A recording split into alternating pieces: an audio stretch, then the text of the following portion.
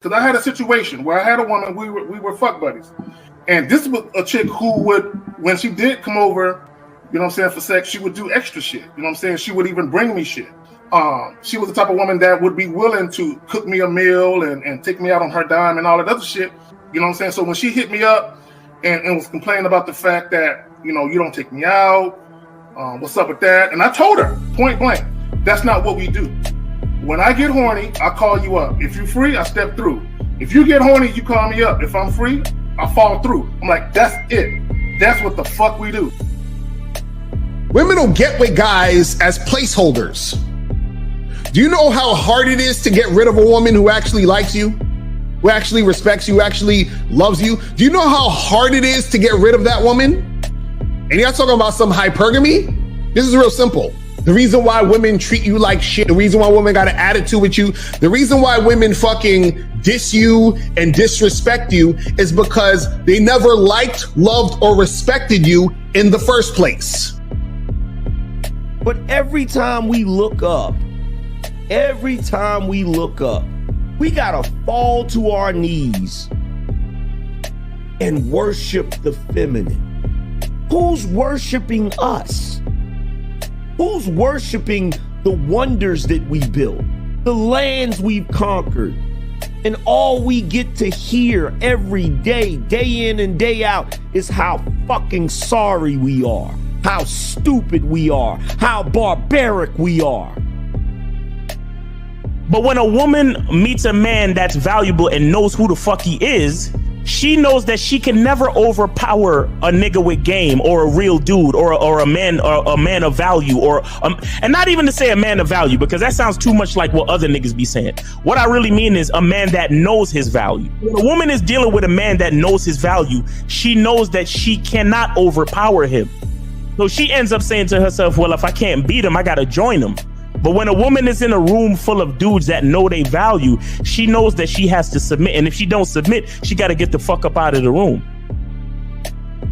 No matter what level she brings it to, how loud she get, disrespectful or talks fast, you have to keep your cool. You have to keep it on your energy level. So if you want her to be submissive, you want her to be calmed down, you want her to bring it down a notch, you won't yell louder than her. Talk to her like this.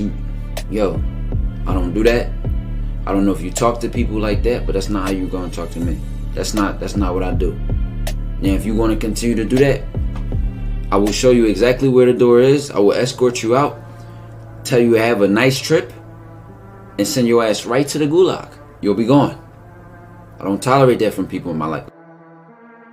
For all you surface dwellers out there and shit, how does it feel following all these motherfuckers on the other side of the streets talking about don't do shit? Well, if you ain't gonna do shit, then why don't you do man shit? Don't run away from fear. Don't dwell in the past. Don't give away your power. Don't feel sorry for yourselves. Don't make the same mistakes over and over again. Don't worry about what people think about you. Why don't you do some man don'ts if you're gonna do a don't anyway? Grass-eating lion. It's sad to see so many men suffer from bitch-assness. And then women know there's such at an advantage with weak men. They try to shut me up. This is the part of being a man, is standing on your squares, understanding that nobody's going to move me. I move mountains. Nobody's going to move me off my square. They need to respect your word. There needs to be a shift in behavior when you get home. They need to understand what the deal is when you're around them. There's no such thing as compromise with men. Compromise. You should be fucking at the truck stop. All day.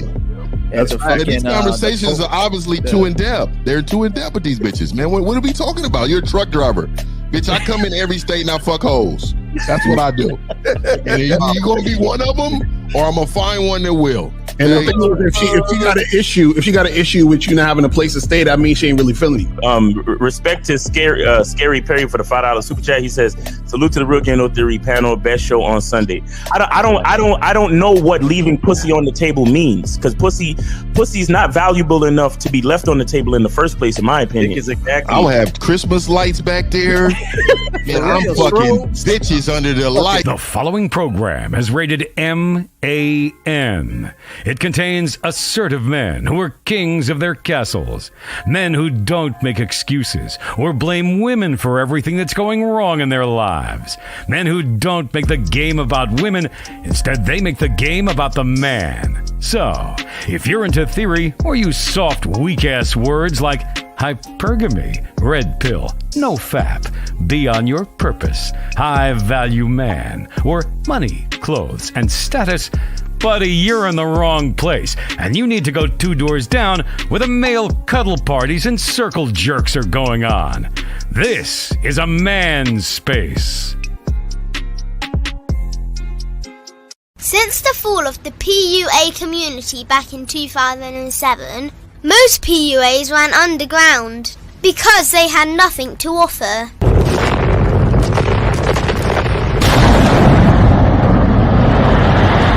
The content creator has become the hero today, dedicated to one single objective: to declaw and defang any person who listens. They decided to join forces to create a cult, and never giving those who listen a solution. It's all about clothes, cars and money, deception and manipulation, indirect game, going your own way. They talk pills and plates. They complain. They blame. Fake it till you make it. I just don't get it. A man doesn't need to lie to meet women. He just needs to learn how to spit flavour in her eyes and in her ears. Thanos broke down the game when he said, "As long as there are those who remember what was, there will always be those who cannot accept what can be." Even in darkness, a man can find light. Sometimes the world doesn't need a group of fake heroes teaching lies. Sometimes the world needs a group of anti-heroes to bring balance, order, and truth to the game. It's time to summon the authentic players of the game.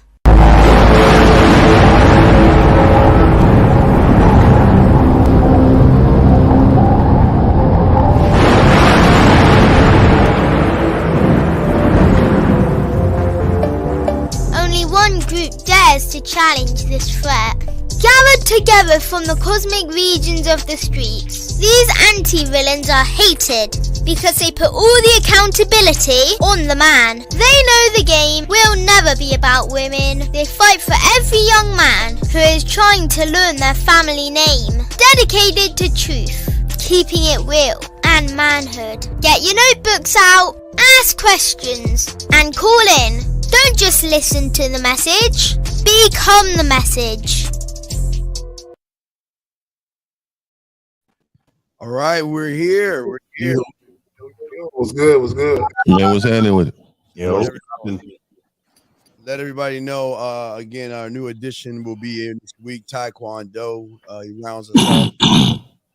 Real men getting real game without trying to be something that they're not. Let's go around from the bottom up. Miles, we'll get to you. Let's go from the bottom up. Miles, you got it, brother. Yo, what's going on? It's your boy Miles Cunningham. Shout out to panel, Real Game No Theory panel. Make sure you go to realgamenotheory.com to get with one of us coaching. Respect to the gentleman, respect to the chat. Let's go get it. What's good, everybody? It's your boy Angry Man. Y'all know what time it is. We about to come through with that Leroy Jenkins energy. You feel what I'm saying? You feel me? I know y'all know not, but let's go. All right. All right, my bad. I was on mute. So what's good? What's good? K-Zach and 20 in the building. Cartel music. What the hell is that? Oh, my bad, man. I was over here slapping and shit. My bad and shit. That's that Zoe, man. You know what I'm saying? So anyway, man. Okay. Good to be back on the panel with the esteemed gentleman. Let's get it. Hey, man, I was over here slapping, man. You don't know what that is, man?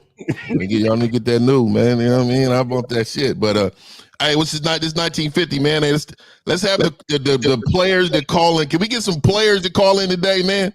It ain't gonna happen. Let's get some true players to call in today, man. I'm ready for it, man. All right, guys. Make sure y'all put a Q in there. If you got a question, y'all know how to call in. Lacari, you round it off, brother. What up? What up? It's your boy, Mr. Lucario. Shout out to everybody on the panel. Shout out to everybody in the chat, man. All the moderators, appreciate y'all. Steve, is that a button-up shirt? I've never seen you with that. Man, fuck you, He Lucario. going to church. He going to church and shit. Motherfucker going to church. Motherfucker about to sneak in the back of church. They be like, who's this nigga? That nigga don't praise nobody but himself. Get out. Yeah, and I can't wear a little button up and shit. Nah, Motherfucker got a small and shit. Motherfucker got a small and shit. The church where the freaks at. Steve know what he doing. Exactly. He know exactly what's going on. Get a chain now. You need a couple little Cuban chains up under that thing, man, around your neck. Herringbone. Get a herringbone. They even still make herringbone. They even still make some shit. Nigga, I'll wear a herringbone today, nigga, if I seen one. Nigga, them shit's wet, nigga. Have my shit all. Just make, remember, you couldn't have no kinks in it, though. Your shit, you got a kink, nigga, you gotta sell it. Gotta lay flat. Yeah. No doubt. Yeah. All right, Zach, you wrote it. You got it. Zach, you start us off, man. What you got, man? I was just thinking, man, because what I've noticed, well, I've been noticing. Oh, this nigga's echo. Is it me? I think Steve got to put himself on mute or something. I'll mute myself, damn it. It could be me. It could be me. All right, anyway. So I just noticed that even with the calls that we get, there's a lot of guys, they don't communicate like men. There's just a certain way that men communicate, not only to women, but just to each other. And also, even with these females, there's a lot of guys that they communicate from a position of fear, being scared, being worried and shit. So I just want to let guys know, when you communicate to people, even if you're doing a job interview or whatever it is you're doing, you're telling a story about yourself. Okay, by the way that you talk, the type of words that you use, you're telling a story about yourself. And look, let me ask you guys a question, and I'm sure some of you guys witnessed this. This is what I've noticed throughout the years. There's been times I've been introduced to a certain dude, and either verbally or nonverbal communication, I can tell that this dude is a thorough dude. I can tell that he just got it together.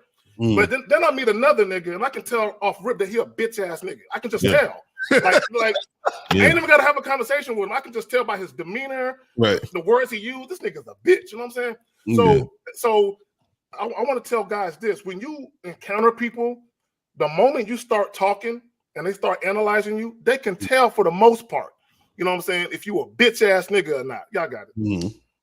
Man, that's some real shit. I think also too, when you're communicating with men, women, whoever, right? If you're the type of person who is confident in yourself, you understand who you are, you're not trying to be like anybody else, you're comfortable in who you are.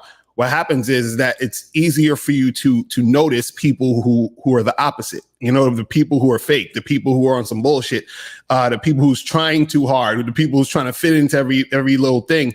And so what happens is that this is why you won't be surprised when you come in with real shit and there's resistance to it. Because, like, for example, sometimes, some of the people that call into these shows, when we try to kick some real shit, they get sensitive. They start feeling all funny style. And that's because that's a reflection of them not really wanting to adhere to the truth because they're living a lie at that moment. You feel what I'm saying? So I think it's important for, when it comes to communication, the communicator has to understand themselves so that they also are aware of how the person they're talking to is going to receive the message, based off of also understanding who that person is too, that you're giving the message to. You see what I'm saying? So you have to have that awareness first so that you won't even be surprised when somebody like K-Zag was saying, start acting on some bitch ass shit. Or you won't be surprised when even, you're talking to a woman and she ain't really trying to cooperate. She's trying to be on some bullshit because she's not ready for the truth you're trying to bring in a situation. You know what I'm saying? See, Lucario's a true player, man. You know what I mean? This nigga, like real talk, man. Hey, you know how you recognize motherfuckers that, off top, that this motherfucker get some bitches. This is how we can tell motherfucker can go and go in there and do some work real quick, man, and make it happen. Yeah, I agree, man. But I do view most motherfuckers, like I would say a large percentage of men, especially, are bitch ass niggas, man. Yeah, I would agree. Because they carry the gene of giving a fuck. You know what I mean? When you carry the gene of giving a fuck, I'm telling you right now, bro, your life is going to be ruined. Facts. When you're living your life through other people's lenses, and you care about somebody's feelings, or you not really speaking in conviction because you feel like somebody else is going to like view you different, man, like you're losing, right? And you're a loser. You're about 90% loser right there, right? Now you can redeem yourself, right? Because I think some men's light bulb go off sometime in their life. Some's never do, right? But there's a group of women that actually know how to use those men who give a fuck. You know what I mean? Is this nigga drinking out of a fucking Viking? Hold on, what is he drinking? Is this nigga? No, you nigga. This nigga Steve won the lottery. He ain't just telling. He ain't telling. Hold on, nigga. Let me see this. Let me see the cup, Steve. Bring back the cup, Steve. Bring back the cup. Bring the cup, bro. Wait a second, guys. It's not the fact what I'm drinking. My nigga, this nigga's drinking out of an elephant tusk. This nigga, that's an elephant's tusk, nigga.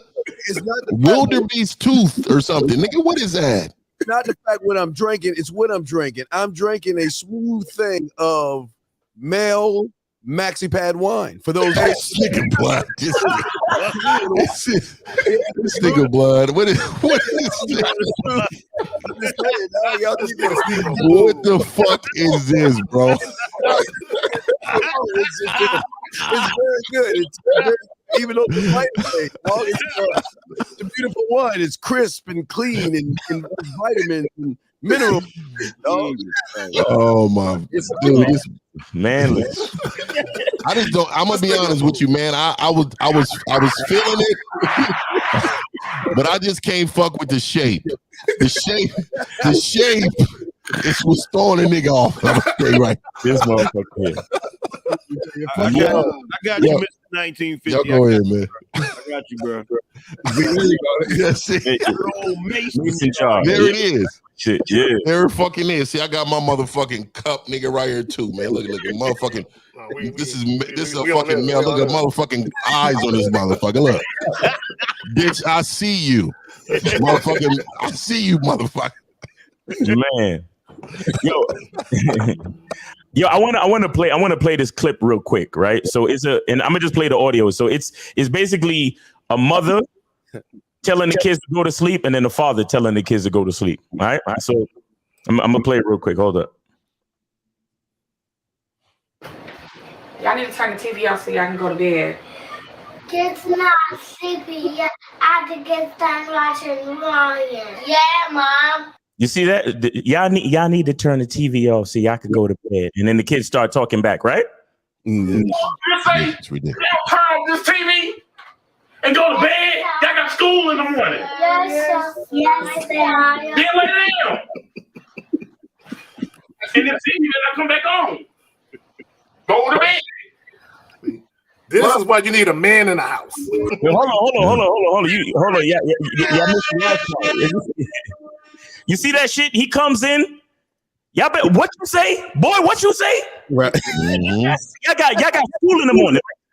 He comes in with the assertive tone and he's using logic. Y'all got school in the morning. Get your ass to sleep. And he walks over to the TV, turns it off, and he said this TV better not come back on. But right at the end, the part that y'all didn't hear is right before he walked out the room. He lowered his tone and he said, "Love you." And he said, "Love you too, Daddy." Play that again. All right, let me play it again. That's powerful shit. Zach, I need you to, you know what I'm saying? No, I'm mute. Y'all need to turn the TV off so y'all can go to bed.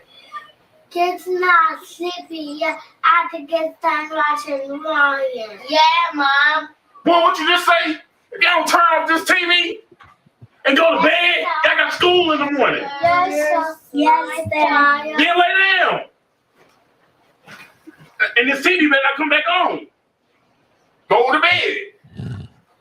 Love you. Love you, Daddy. See that? Hey, Powerful shit. Yeah.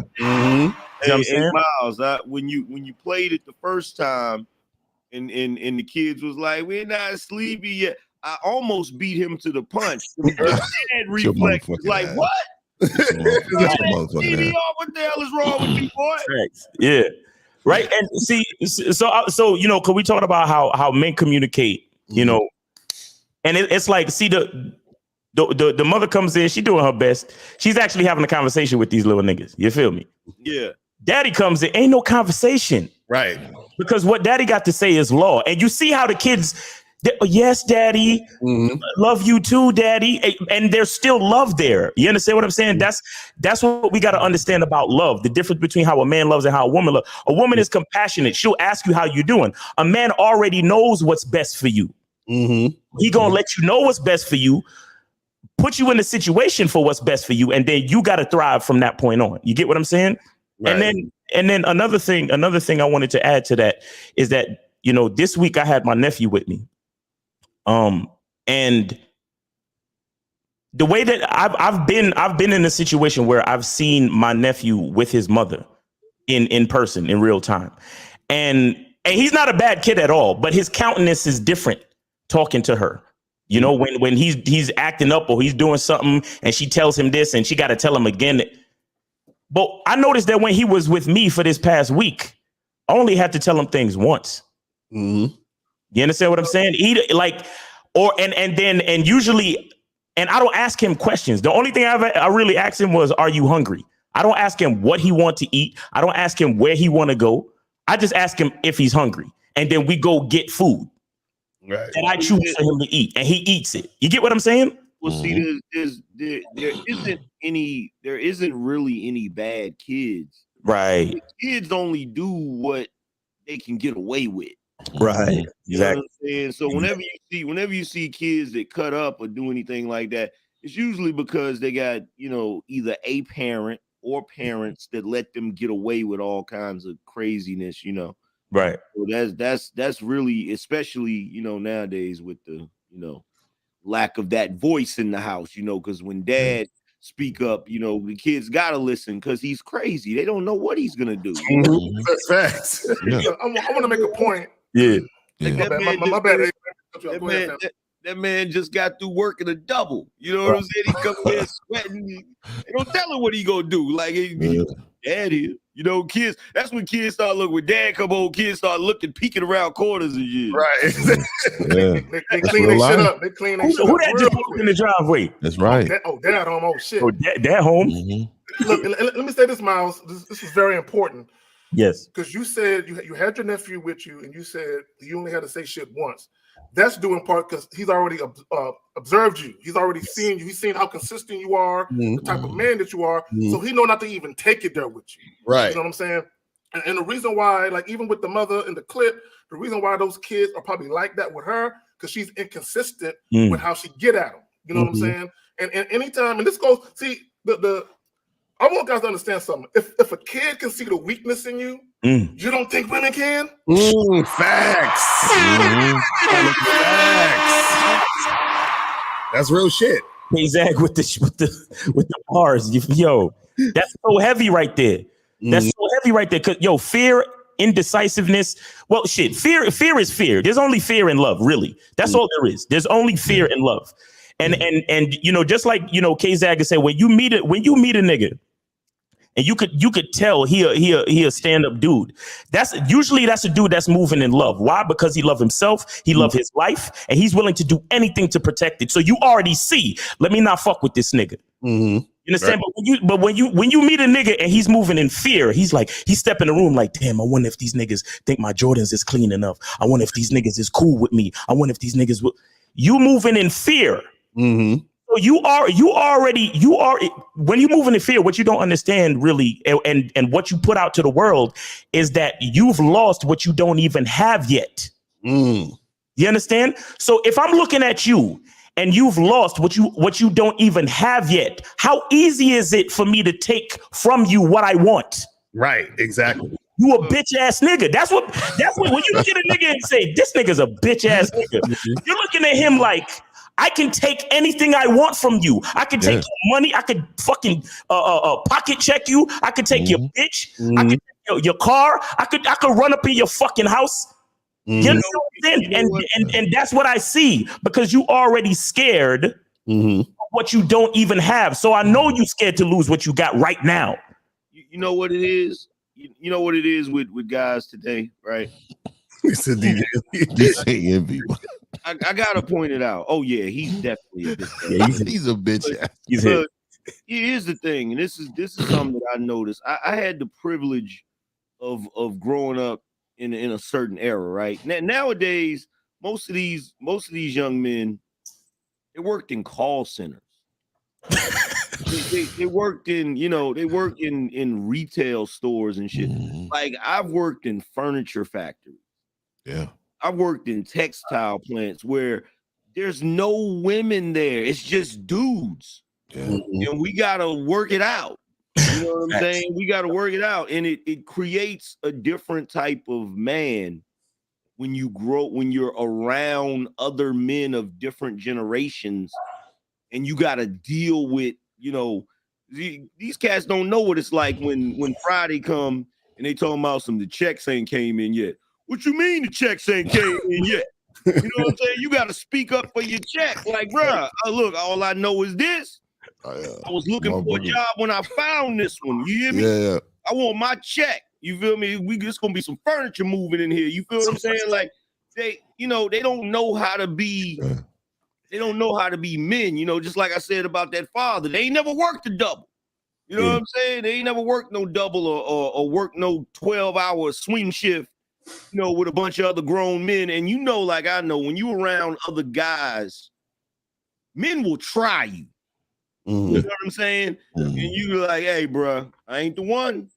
Turn your ass on down there to the other end, bro. Yeah. You got somebody in there that's, working a little too damn hard. Like, hey, bro, the work is going to keep coming, man. Stop trying to outdo everybody. You got to talk to men. You know what I'm saying? Like a man. Because if you don't, ain't nobody listening to you. Right. And I would say this too, is that the reason why a lot of guys will have issues with women, especially if you're the type of dude that got that bitch type of energy in your system, what's going to happen is that women are going to disrespect you automatically, because what happens is this, that when a person's interacting with you, right, and they see a certain thing in you, they're thinking about it inside them. So meaning that when a woman is seeing you being weak, right, she's looking at you to be strong as you're a man. So because you're weak, to her, that's like, well, that's scary to her. That's going to bring in fear inside her heart. So now what happens is that, for example, when a woman sees a rat or a mouse or a cockroach or some shit, what does she do? She starts screaming. She probably take a bat, try to hit it, whatever. She's trying to stomp it out because it's the fear is making her react that way. So what happens is that when she's around a weak dude, she's fearful subconsciously because you're supposed to be strong in a situation, because a weak man to her means danger to her. So if she's with you or interacting with you and you're weak, then she has to stomp you out, right? So it's the same thing also for men too. When a man is around you and you're on some bitch ass shit or whatever, the reason why, like Miles, you were saying that the person will just be like, I could take this shit from you, fuck you, you whack or whatever. What happens is that the guy who is, the guy who actually doesn't have that sort of insecurity or whatever within himself, right? There's still part of him that doesn't like seeing that weak guy, because that weak guy is a reflection of some of the weakness that could be part of him. So he wants to stomp that out in you. It's deep psychological shit. You see what I'm saying? This is why whenever you see a homeless person, sometimes people, they'll give a homeless person $1 or whatever, but sometimes we avoid homeless people because we see the homeless person, we're like, damn, man, I'm glad that's not me. You understand what I'm saying? Like, you don't even want to deal with that because of the reflection. So there's always a reflection. So when we're talking about talking to a person, communicating with a person, understand that a lot of times the energy you're getting You understand what I'm saying? From other people is because of how you're showing up in the situation. And so those people are treating you accordingly based off of what you're doing. So those people are a reflection of you. So if you're getting that energy from that person back, that means that you're doing something in this situation to get that energy towards you. You see what I'm saying? Whether it's a man or a woman. Let me say this. I'm going to pass it to you, gentlemen. You said something very important because you were talking about the energy. Right. Why when guys complain about being rejected and they always say, "Oh man, women are rude to me, man, they curse me out, they say all this fucked up shit to me," it's because when you approach them, your energy, she's like, "This motherfucker's a bitch." Exactly, right. He's a bitch. Because when you come up to a woman and you a man about your shit, even when she rejects you, she does it in a feminine way most of the time. There are outliers and exceptions, but most of the time she be like, "No, I'm not interested." But thank you. Right. Exactly. And then you're dismissed, right?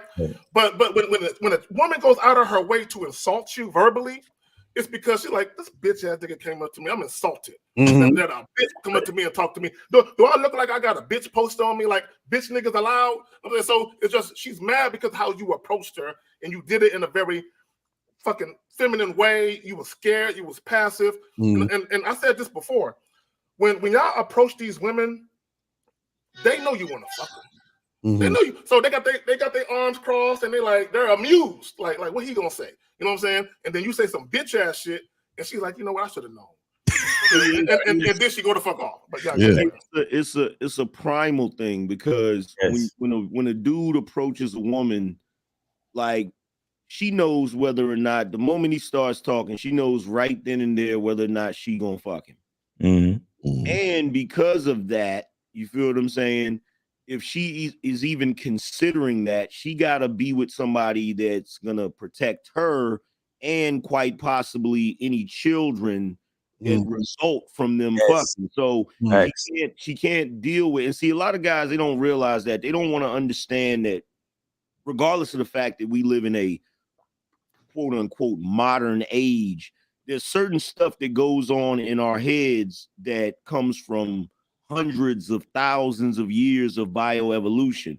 So you walk up to a woman, you got a whole lot of weak ass energy. She may not know it consciously, but subconsciously, her mind has went through all the scenarios of what's going to happen if somebody attacks me while he's around. What's going to happen if we have children and somebody tries to attack the children, or what's going to happen if we're in bed and all of a sudden somebody breaks into the damn thing. Like last night, I was sitting on my freaking patio, and the way my patio is, behind my house is woods and stuff, but it's leaves back there, so you can hear when something's walking back there, right? And I'm pretty sure it was some deer or something like that, right? So I'm sitting on the patio, and my girl is at the patio talking to me. She's like, "You hear that?" And immediately, I got the flashlight and the 9. You know what I'm saying? Immediately, like, look at the woods, like, okay, whatever's, and she's like, "What do you think it was?" I said, "It was probably a deer." If it had been anything else, I don't care, Sasquatch, whatever, he'd have had some hot lead in his ass. You feel what I'm saying? But imagine. Yeah, like women want to make sure that they're around somebody. They want to feel safe and secure, and there's nothing wrong with that, And the signs of a bitch ass man too, to me, is when you see a situation when their woman is out of control verbally with another woman or a man. Like you just automatically assume like this. Why is it that your woman has bucked up and she just feels comfortable in your presence to be yelling, screaming, talking crazy to a man or a woman in your presence? Exactly. Like I never forget years ago, I was out hanging out with mine, and all of a sudden, she seen something that was like wasn't cool with her own family member. Someone's about to jump off. Well, the she look my way, and she just knew like it was not acceptable for her to get involved. Don't get involved. Yeah. You know what? Let me say this real quick. I have one cousin by marriage that's like a older cousin. He's like in the boomer generation, and my family was having they have a meeting every once in a while to try to plan the family reunion or whatever, right? So they got into a argument in my aunt's house. My aunt is part of the silent generation, right? And they was getting loud with each other, whatever. And my cousin, my male cousin, he found out about it because his wife was at the meeting, right? And when he found out about it, not only did he chew her out about the shit, but he made her go to my other aunt and apologize. There it is. For been taking part in that foolishness. Mm-hmm. And I was like, when I heard about that shit, I was like, that's see, but AM, see, that comes from a dude being like, you representing me. What the fuck you doing out there acting a fool? Exactly. Acting a fool like that. But see, a lot of guys, you know, they don't have the nuts and the backbone to let a woman know, hey, yo, don't be doing. When you around me, I expect you to behave a certain way. Even when you're not around me, yeah, I expect you to behave a certain way because you representing me. Right. Yep. But this is why, at the end of the day, real quick, this is why men don't have that many guy friends, but they have a lot of women. The thing is, we can't just be around weak ass motherfuckers because we know we're a percentage of who we hang out with as well. And that's why it's unacceptable to be with someone that can't talk to you like a man or say something like a man. We just don't like being around people that, you know, play that bullshit. I mean, it's a bad thing. We get around and we go out. Everybody on this panel, everyone they fuck with, they know what time it is when they see a woman. They don't sit around and have these conversations. Well, hey, Mr. Lucario, hey, angry man, you know, what should I do today with this girl? You know, men don't have motherfuckers like that around them. But the reason why they have a lot of women around them is because the structure that the man has in leading and driving what he wants from the woman is so powerful that they love that structure because it's something a lot of women aren't getting at all, man. Right. Man, Steve, talk about it, man. Like, how many of y'all in here right now got homies or cousins or friends that you used to hang out with tough, and now you can't hang out with them because the way they wife or their girlfriend run over them? Facts. That's facts. Me and Miles already know what it is. We got dudes like that. All fucking day, my nigga. But I got another. Shout out to Little Shirley real quick, $5 super chat. She said, I never acted up around my dad because I knew not to test him. And also call in, guys. Call in. We got call in number 516-387-1224. But I got another clip that I'm gonna play here by Jordan Peterson real quick. And here we go. I think I'm not getting. There's a big difference between letting people do something for themselves and saying men should be dangerous. By dangerous, that implies I should be ready to threaten someone, to hurt somebody. No, you should be capable of it. But that doesn't mean you should use it. Okay. Did everybody hear that shit? Right. Did Jordan Peterson said that? Jordan Peterson said that shit. Shocked. I love it. You gotta be Jordan Peterson talks about that. Also, Dr. Warren Farrell talks about that, where he discusses toxic masculinity. And, you know, someone asked him about it, and he said, well, men have to be toxic to a degree. Right. And they were like, well, what do you mean by that? He was like, well, men have to fight wars. Men have to protect women and children. Men have to do. There are times where you have to be a violent person. Yes. But it has to be a justified situation. It can't just be, you know, I'm gonna just walk down the street slapping people, but just because I feel like it. I can't be going down the street. Right. You know what I'm saying? But when it comes to masculinity, you have to be capable. Exactly. It's power and responsibility. But let me play the whole thing. Let me play the whole thing. But one thing I'm not getting, there's a big difference between letting people do something for themselves and saying men should be dangerous. By dangerous, that implies I should be ready to threaten someone, to hurt somebody. No, you should be capable of it. But that doesn't mean you should use it. There's nothing to you otherwise. Like if you're not a formidable force, there's no morality in your self-control. If you're incapable of violence, not being violent isn't a virtue. People who teach martial arts know this full well, right? If you learn a martial art, you learn to be dangerous, but simultaneously you learn to control it. Both of those come together. And the combination of that capacity for danger and the capacity for control is what brings about the virtue. Otherwise, you confuse weakness with moral virtue. I'm harmless, therefore I'm good. It's like, no, that isn't how it works. That isn't how it works at all. If you're harmless, you're just weak. And if you're weak, you're not going to be good. You can't be. because it takes strength to be good. It's very difficult to be good. But what you see that shit? It takes strength to be good. Mm-hmm. It's difficult to be good. It takes strength and control to know I could whip your fucking ass and still talk it out with you as a man. Mm-hmm. You know what I'm saying? It takes strength to be frustrated with your woman and never lay a hand on her, even though you know you could snap her fucking neck just like that. Mm-hmm.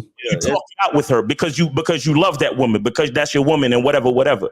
And because you see, the thing is, it's like if you don't have the ability to bring harm, you can't be justified in the fact that you didn't hurt nobody. You understand? Yeah. You have to have the ability to hurt someone, but you choose based on control, responsibility, and personal accountability to say, I didn't hurt that man. I didn't bring harm to that man. I chose to choose another way. I chose to be this way because I have the ability to do that shit, but I'm not going to do that thing. I'm not going to do it because this is how I choose to carry it as a man based on my identity. And it's the same thing dealing with women on even a sexual level, right? Because I was on a date last night and I tried to bring this point to her. And I said, a woman wants to be with a man that could hurt her. And when I said that part of the statement, she was like, what? I was like, hold on. Hear me out. I said, a woman wants to be with a man that can bring harm to her, but has the control not to harm her. And I said to her, would you, a man that you knew full well that couldn't do nothing to you, would you find him sexy? And she was like, you know what? I never thought of it that way. But exactly. I couldn't. If I knew I could whip a nigga ass, I wouldn't find him sexy. And I'm like, exactly. Mm-hmm. You want to be in the bedroom. You want to be vulnerable around a man that can choke the shit out of you, that can fucking do shit to you, but has the control to walk the line to give you to bring you just enough pleasure to the point of pain. Yeah. But can walk the line with you. And that's where the animal lust and the respect and the vulnerability and her choice to be vulnerable around you. That's where it sits, right there in the pocket. Right there in the pocket, because she knows you could flip her upside down and snap her neck and do all this crazy shit, but you're not. You're not. Also, you understand? She knows you can pick her up and the throws of passion and walk her ass across the room, bouncing her ass up and down. It's that dominance, because they want that, and it's biological. A lot of guys don't understand that. Look, what you just described is biological, and AM also talked about it. A lot of that shit is subconscious. They don't realize it until it happens. Like, yes. Oh shit, I like this shit. But it's because it's the evolution. It's been ingrained in you, and this is why femininity yields to masculinity. All the time. All the time. This is why when dudes are less than masculine, you get treated like a bitch. Exactly. Well, the thing is, you have to, and I've said this on my show numerous times. I've told dudes, because a lot of dudes are like, oh, well, you want to get violent or you want to fight or whatever. And they look at that like that's some sort of weakness. Right. And I have to explain to them, no, you as a man, you're supposed to be able to fight. You're supposed to be able to get violent because you may have to one day, but it goes even deeper than that, because men that don't know how to fight and know that they can't defend themselves, sometimes they're the most dangerous men. In a negative way, right? Yeah. And the reason why is because that dude is walking around scared all the time. So whenever something happens, they're going to overreact to the situation, or they're going to try to prove that they're not scared by doing something crazy. Now, one of the things I learned at an early age, when I took martial arts and then later took boxing, what I found is how I was before and how I was after. The way I was before, when I was in school, if a kid tried to start something with me, I wanted to go above and beyond because I didn't want other kids to try me like that. And that comes from fear and insecurity. But once I learned how to fight, and once I learned how to handle myself in a fight, a guy could say something to me and I'd be like, get out of here. I'll beat the hell out of you. You know what I'm saying? Like, it gives you a level of confidence and a level of security in yourself that you'll sit there and look at a dude run his mouth crazy. And you just be looking at him like, okay, so, as long as you don't swing. you good. You know what I'm saying? But then the moment you swing, you get a level of control. Like, you know, you see these guys get into fights all the time. And anytime I see a guy get into a fight, if he wins the fight and the dude is laying down and he's still stomping him or whatever, I say, that dude is scared. Yep. That's why he's still stomping him.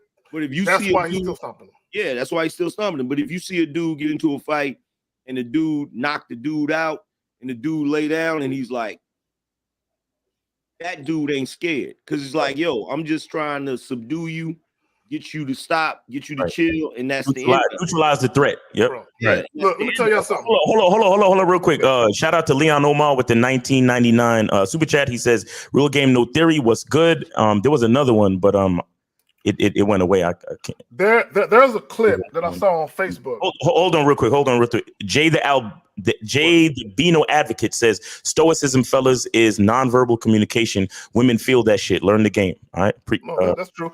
But no, there's a clip. I'm gonna be brief. There's a clip that I saw on Facebook where it's nighttime. This guy's with his girl, and they're in front of a hotel. I don't know where they're at, but something happened. I don't know what prompted it, but this guy ends up fighting this guy.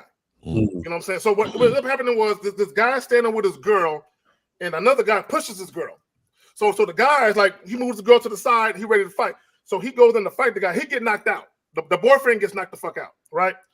So while he's laying there knocked out, the dude who knocked him out keeps kicking him in the face, punching him in the face. And then three or four of the guy's homies start running his pockets. They take his watch off, his cell phone. They start running this shit. And she jumps on her man's face to protect his face. Right. Like, I don't want him to get hit. Now his pockets is getting ran. While she's laying on top of his face, his pockets is getting ran. People watching, security guards there. And I'm like, these niggas is trifling. These niggas ain't shit. I seen a situation. There's two situations that I saw happen recently that showed me dudes that have control, right? So there's one situation where 50 is walking out somewhere. He's with a date with this bad chick. Oh, I saw that video. Yeah. Yeah. And the guy runs up on him because he wants 50 to put him on or whatever. And they get into a little bit of an argument. And there's a moment where the guy's like, he wants to fight. And 50 steps back in his boxing stance, but he didn't swing at him. He's waiting for the guy to fight him.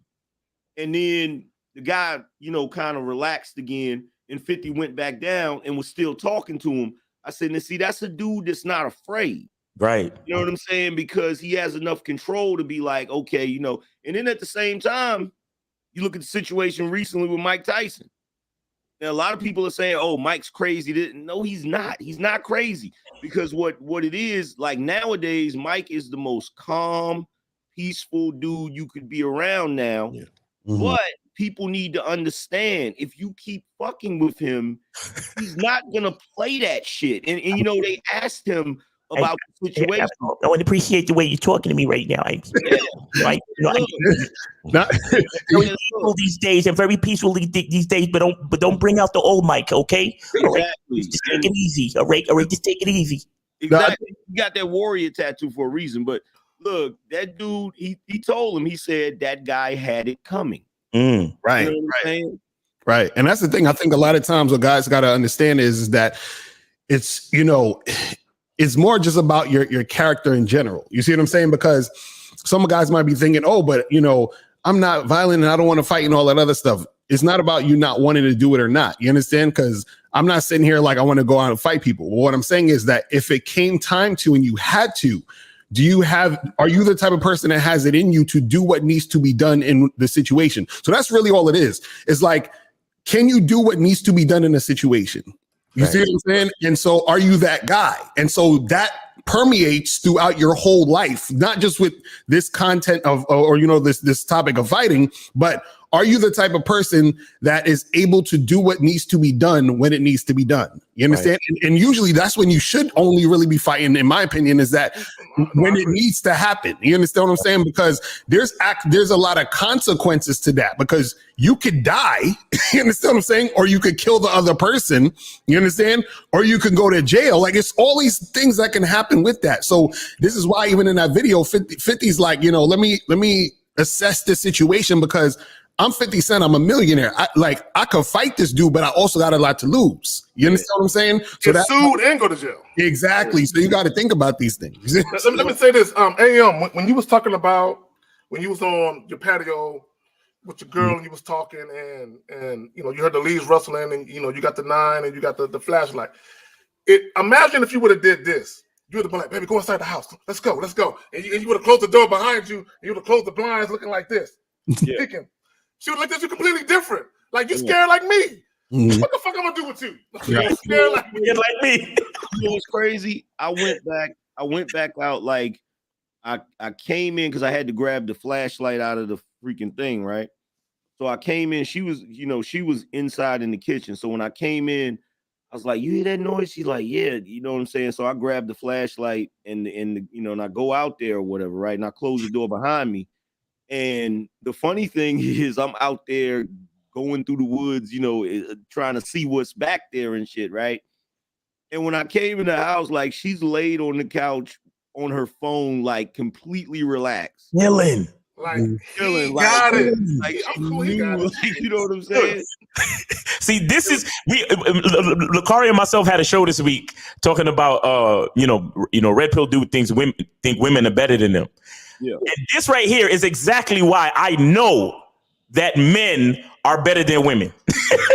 You understand what I'm saying? Because when somebody looks at the word expendable, right? They think that expendable means that you're able to be discarded without thought. But you have to understand that the fact that men are expendable to protect women and children, that's what makes us more valuable. Yeah. Because we're willing to put our life on the line and go and walk towards the danger and tell the women and children to get away from the danger. And I will be the buffer between you and danger for as long as I can be. Yeah, I've always make sure my lineage lives on. You get what I'm saying? That's the importance of manhood. I've always said that. I've always said men die for their families. Facts. Women will die for their kids. They ain't dying for their fucking man and they're dying for their kids. That's it. And see, that's why I'll be like always to these men, I said, dog, like, yo, we don't have a long life expectancy. And a lot of reason why is because we're bigger and we're stronger. Of course that matters. But then also too, man, is that our jobs from when we're kids to we're older, everything is way more physical, bro. Everything we do in life is physical from even just think about what you do every single day, dog. How you get up, how you move around. Dog, we're 3 times bigger than them. And this is why, and then also too, understanding the peace of mind that you need to have in order to be a bona fide leader, right? Facts. Understanding that you need to be having inner peace to create peace for the family. A woman creates it for the home, but you create it for the entire family, right? At all times. They feel, dog, just like having a man, having a woman feel secure. That's 24-hour service. And you motherfuckers is getting up at barbecues and fixing your own plates. You bitch ass niggas. We don't do that. We don't do that around here. You bitch ass niggas, man. Have some fucking standards, bro. Have some standards. Put her to work. We don't do that shit around. We don't do that shit around. Yo, we got a call, man. We got a call if y'all ready. All right. All right. 773. You're on live with the Real Game No Theory panel. What's up, 773? Yeah, this 773. Can you hear me? Yeah. What up, bro? Hello. Yeah, this is Leon Omar from Chicago. How you feeling? Hey, what's up, Leon? How you doing, bro? Chilling. What's up, fam? Oh, good. What's up, K-Zag? How you feeling? Shout out to the Real Game No Theory panel. This is my first time calling into the Real Game No Theory show. And the reason I'm calling in because I really like the topic of being able to protect, but not necessarily forcing a situation. Because one thing, I don't know if I heard y'all touch on it because I'm kind of in and out of the show listening right now.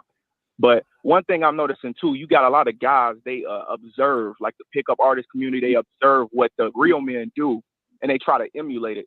And one thing a lot of guys tend to do is they look at guys that protect their families and protect, the people around them.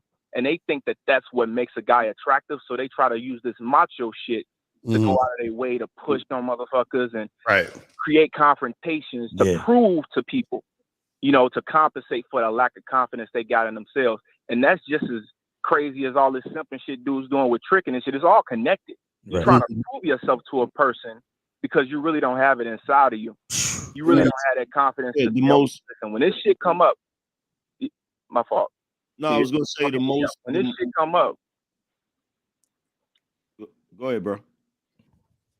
It's a delay. My fault. But when something comes up, you handle it.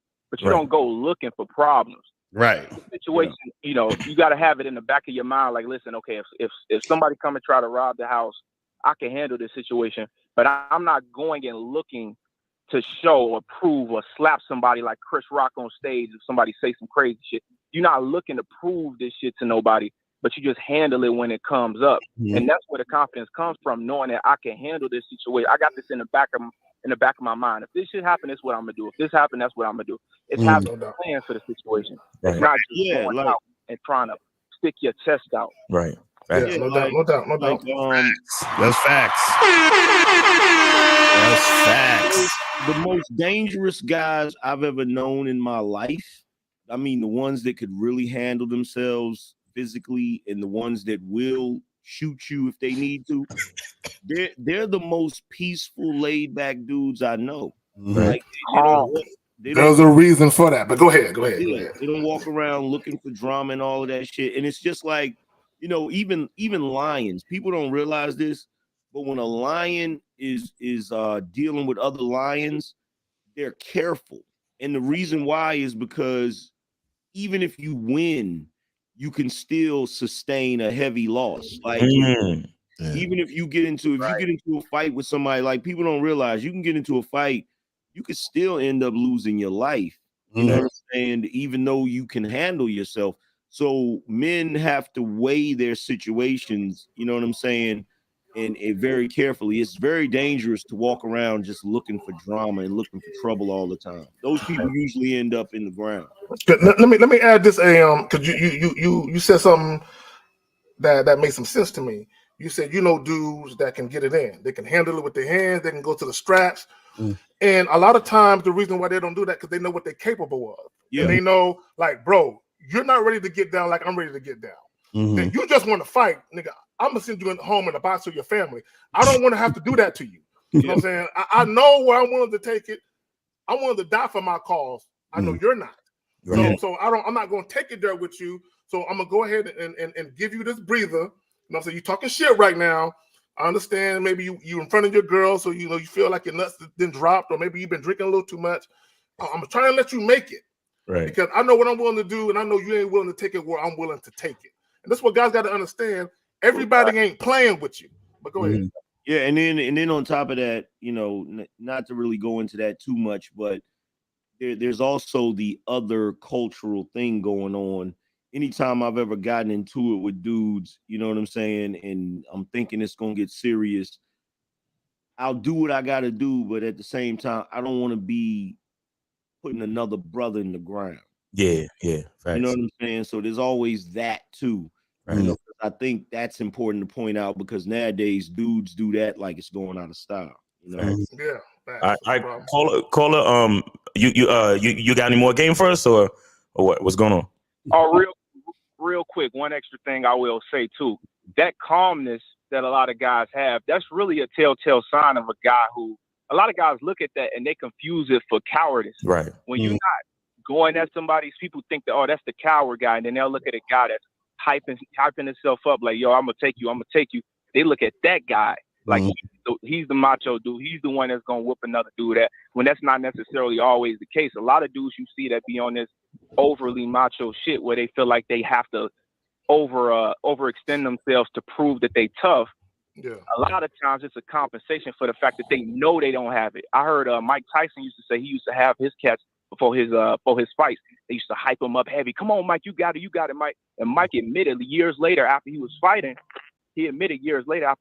like, yo, I was low-key scared when I was getting in the ring. He didn't admit it back then because he was seen as the baddest man in the world with them hands. But people don't even realize, even Mike Tyson got in the ring and his homies had to hype him up. Because deep down, he was like, I was scared as hell. I didn't know if this was going to be the time I get knocked out I didn't know because when you have your hands and you understand I can handle a situation, you also know there's people out there just like you. Yes. And you don't know who's gonna win. Facts. Yeah, well, he was being realistic, and that's the reason. He was being realistic, and that's the reason. That's probably the reason why he was so successful in the ring, because he didn't convince himself that he was unstoppable and that he was, untouchable. Superior. Yeah, right. Everybody else did. That's why they called him Iron Mike. Everybody else put that label on him. Right. But he knew I don't feel that way though. Right. Yeah, that's like yesterday. Me and my son had to go, to Lowe's to get some, stuff for my house. And as I'm driving, this one guy cuts me off. Right now, I should be the one mad, but as I'm pulling up next to the guy, he's sitting in his car staring like, with the mean face, like, yeah, I cut you off. What you gonna do? Like, I looked at him and started laughing. That's what you do. You laugh at him. There you go. You a traffic tough guy. Like, come on, bro. So I keep whole cans of Pepsi under my seat for them cats right there. I will bust your whole shit open. Little small Duracell batteries and them D batteries. Bro. Oh yeah, man. Bro. Look, real quick. One of my brothers, what he used to do, he used to always go to the gas station to get a drink full of ice and shit. And when people would trip, he would talk shit to them after they start tripping, so they can open their window down so they can throw the shit in their window. And they roll off. I will fucking bust your shit smooth open, bro, and then be staring at you right there, bro. What you about to do?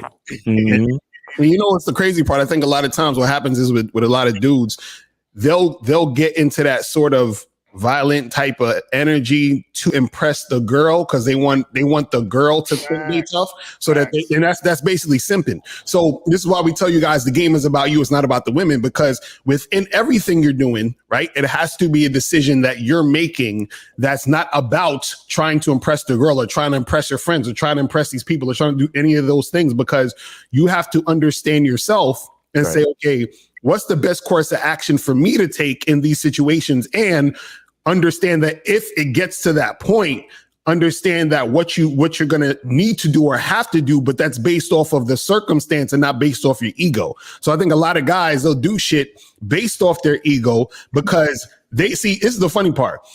Most dudes out there who's concerned with looking strong or looking like the man or whatever it is, those are the weakest guys, because their whole life or their whole energy is about what other people think about them. You see what I'm saying? Versus what they think about themselves. You see what I'm saying? So now they take situations or they try to do things externally so that they can get validation from others based off of what they did. This is why you got people poking their chest out, talking a lot of shit, doing all this other stuff, because they're basically saying, hey, I want you to believe me so that I can get your validation, so that I can feel like you love me because I don't love myself. And that's where all of that stems from. You see what I'm saying? Yes, that's me. Exactly. Let me say this real quick. Because you said something about the whole, slapping motherfuckers. I'm thinking about the Will and Jada thing. And I'm thinking how she was laughing when old boy got smacked. But as soon as all that controversy came Will's way, she separated herself from that nigga real quick. I didn't like how she addressed it. Nigga, how did she speaking for the family? Nigga, you so bitch for that. But see, nigga, what? She was cool though, 50. She was cool with that nigga getting slapped at first. But what I'm saying is she spoke for the family. We are healing. Bitch, this is what I'm saying. Bitch, you don't speak for us. I don't give a fuck who you are. We know Will Smith weak as fuck. We're fucking healing. What's the bitch Will said we healing? But also, let me just say this. I wanted to segue into this. Any woman who wants you to fight for her simply based on her fucking pride and her little honor, that's a bitch that don't give a fuck about you. She don't care about you. Because any woman that truly care about you, she gonna think, babe, you gonna lose your job. Don't do that. You're gonna lose your freedom. Don't do that. Reputation, your harm can come to your reputation where it can fuck you up. You know what I'm saying? Don't do that. You know what I'm saying? Let's just walk away. Because she cares about you. Any chick that wants you to fight for her over some bullshit, she don't care about you. She cares more about her little funky pride than you. That's the bitch you need to get away from. the thing about it, the Chris Rock, Will Smith situation raises a huge question that a lot of people don't really want to examine. And that's the fact that now look, I ain't gonna lie. I'm not even gonna tell no lie. If Will would have walked up there, one, I wouldn't have let him get that close to me. Mm-hmm. And if he would have slapped me, I would have beat the holy hell out of him. But we got to really ask the question. In my opinion, I think Chris Rock was the better man for that in that situation. You know, even though he got hit, he still maintained his composure. Facts. And you could tell, like, Chris wasn't, he got hit, but he wasn't scared of Will. Right. You know what I'm saying? Because even after he hit him, he was like, wow, really, dude? You know, he didn't go anywhere. It wasn't like he took off running on the stage. I've seen people get slapped and take off running. Right. Where you going, bro? I didn't see it too. I didn't see it too. Really? Niggas get smacked and run? No, yeah. Oh yeah, they running. I'm hurting them motherfuckers Yes. slap me, nigga. You know? Yes, you saw Charlemagne. He got hit and turned into a track star. I seen that in front of the radio station, right? Yeah. Risk getting hit by a car and everything. That's when you know you scared. Right. You know what I'm saying? But yeah, like that situation, to me, I feel like Chris was the better man in that situation because he didn't really have anything to prove. You know what I'm saying? Chris a better man than me, though. Yeah, he's definitely a better man than me. Better man than me. He's definitely a better man than me. It's difficult. It's difficult. Will Smith would have had his I Am Legend time, nigga. Your Independence Day would have been on the stage, nigga. Yeah, my whole bag would have been fucked up because my brand means more to me. The man brand, like I always say, I'm a man first. Right. So my man brand means more to me than anything. So like for you to feel like the audacity, for you to feel like you can even come up on this stage to disrespect me, That's like crazy. for him cutting me off and saying keep my wife's name, I'd have probably jumped off for that too. Like, you know what I mean? Like, talk. Like, hold on, man. Who the fuck are you talking to like that? Right. Fuck you and your wife, bitch, and your bald headed ass son. All of them looking like Tupac and shit. Right, hold on, guys. Shout out to Brother Zeke. Salute Beano Nation, esteemed panel. You got the $5 super chat. And Leon, I'm gonna give you the last word because I gotta get some more calls, bro. Oh yeah, you all good. That's all I wanted to call in and say. I appreciate y'all's show. All right. I'll try to continue to donate. Y'all continue to spit y'all game, and I'm gonna continue watching. All right, appreciate you. Be safe out there, bro. Be safe, man. All right, we got 734. You're on live with the Real Game No Theory panel. What's up, 734? Yo, what's up? This is Jamie. What's up, Jamie? What up? I was feeling what y'all was saying. What's up, bro? It's kind of delayed, but my bad. I was feeling what y'all was saying about like weak people being the most dangerous sometimes. Yeah. Because I actually had a funny experience last week because I started. I was boxing when I was younger, but I started doing MMA as well. And we had like a cop come in there, but the whole time I didn't know he was a police. But he was like super scared to do anything, like go on the ground. He was super scared to spar. And I'm like, this nigga gets off and goes to work after this and got to be on the street. So I'm like, if I got pulled over by him and I got out the car, he would probably be the first one to shoot me. Yes. So you got a lot of cops that's out there like yes. that. Realize that. That's crazy. But there's two parts. There's two parts to that though. Mm-hmm. There's two parts to that, and so there's a couple parts to it. Yeah, I believe he was scared and he's on the street, but the perception that a lot of times our community creates for those being patrolled, that image of us is also portrayed in their mind too, to be afraid. Yes. You know what I mean? So I'm from the land. I'm from the culture.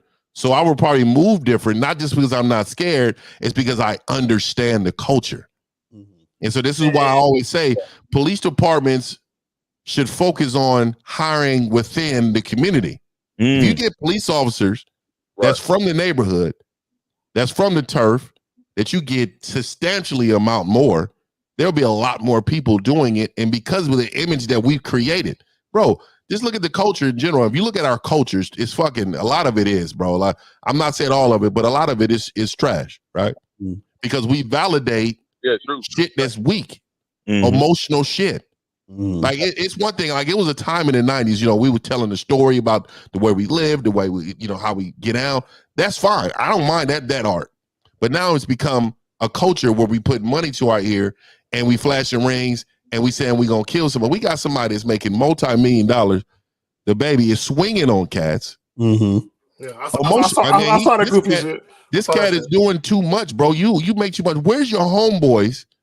That's the dudes that's around you supposed to be taking care of some business for you. You got to protect the bag.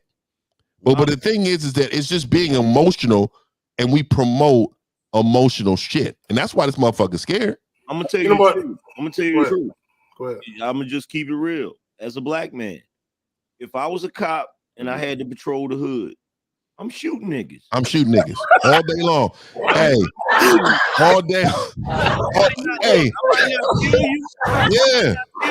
But I'm gonna pop. I'm shooting the shit out of you. I'm not about to chase. I'm Rodney King and niggas. Yeah, I'm not about to these motherfuckers is out of line.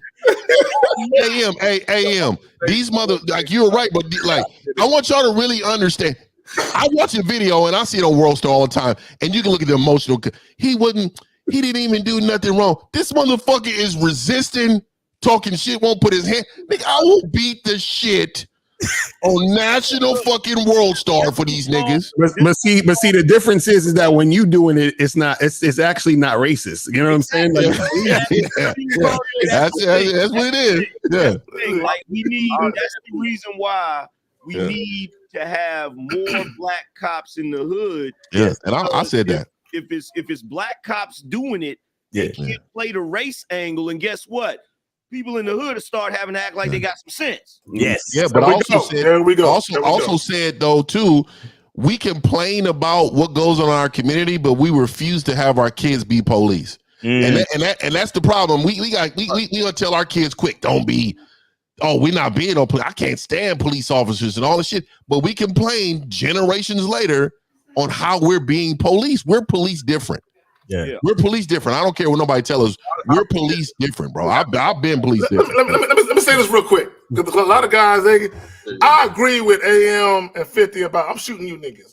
It's not because we the same. But I know you niggas. See, they don't know you niggas. Right. They think you know, but I know you niggas is bitch holding, y'all hoes and y'all bitches. Y'all over emotional with shit. I'm just beating the fuck out of you. Like, nigga, why you running, nigga? I know you did the crime. Nigga, saw you. Nigga, when I shoot you, it's because I love you. Exactly. And I'm whooping Kylisha too. I'm whooping pink hair Kylisha too. All that mouth in the front seat, that big broad getting out the front seat. She's getting slapped. All you niggas with skinny jeans and Lee press on nails, I'm beating y'all too. Bro, yeah, all the niggas. Look, like y'all, I'm from those neighborhoods. I know. I've heard those conversations about police officers. Right. I know what niggas' intentions are, and ain't none of their intentions good. I'm shooting niggas. Like, I'm gonna let them know off rip on some Judge Dredd shit, nigga. I am the law. You gonna sit your goofy ass down. That's stupid. You know what I'm saying? Like, we not playing it. And look, I'm not about to chase you because you got a suspended license, bro. We not doing this. Right. You know what I'm saying? All right, hold on. Caller. Go ahead. Yeah. I'm trying to be respectful to y'all showing shit. Yeah, go ahead. But I actually did some like police training, like live police training and shit like that. Cause I do like firearm self-defense too.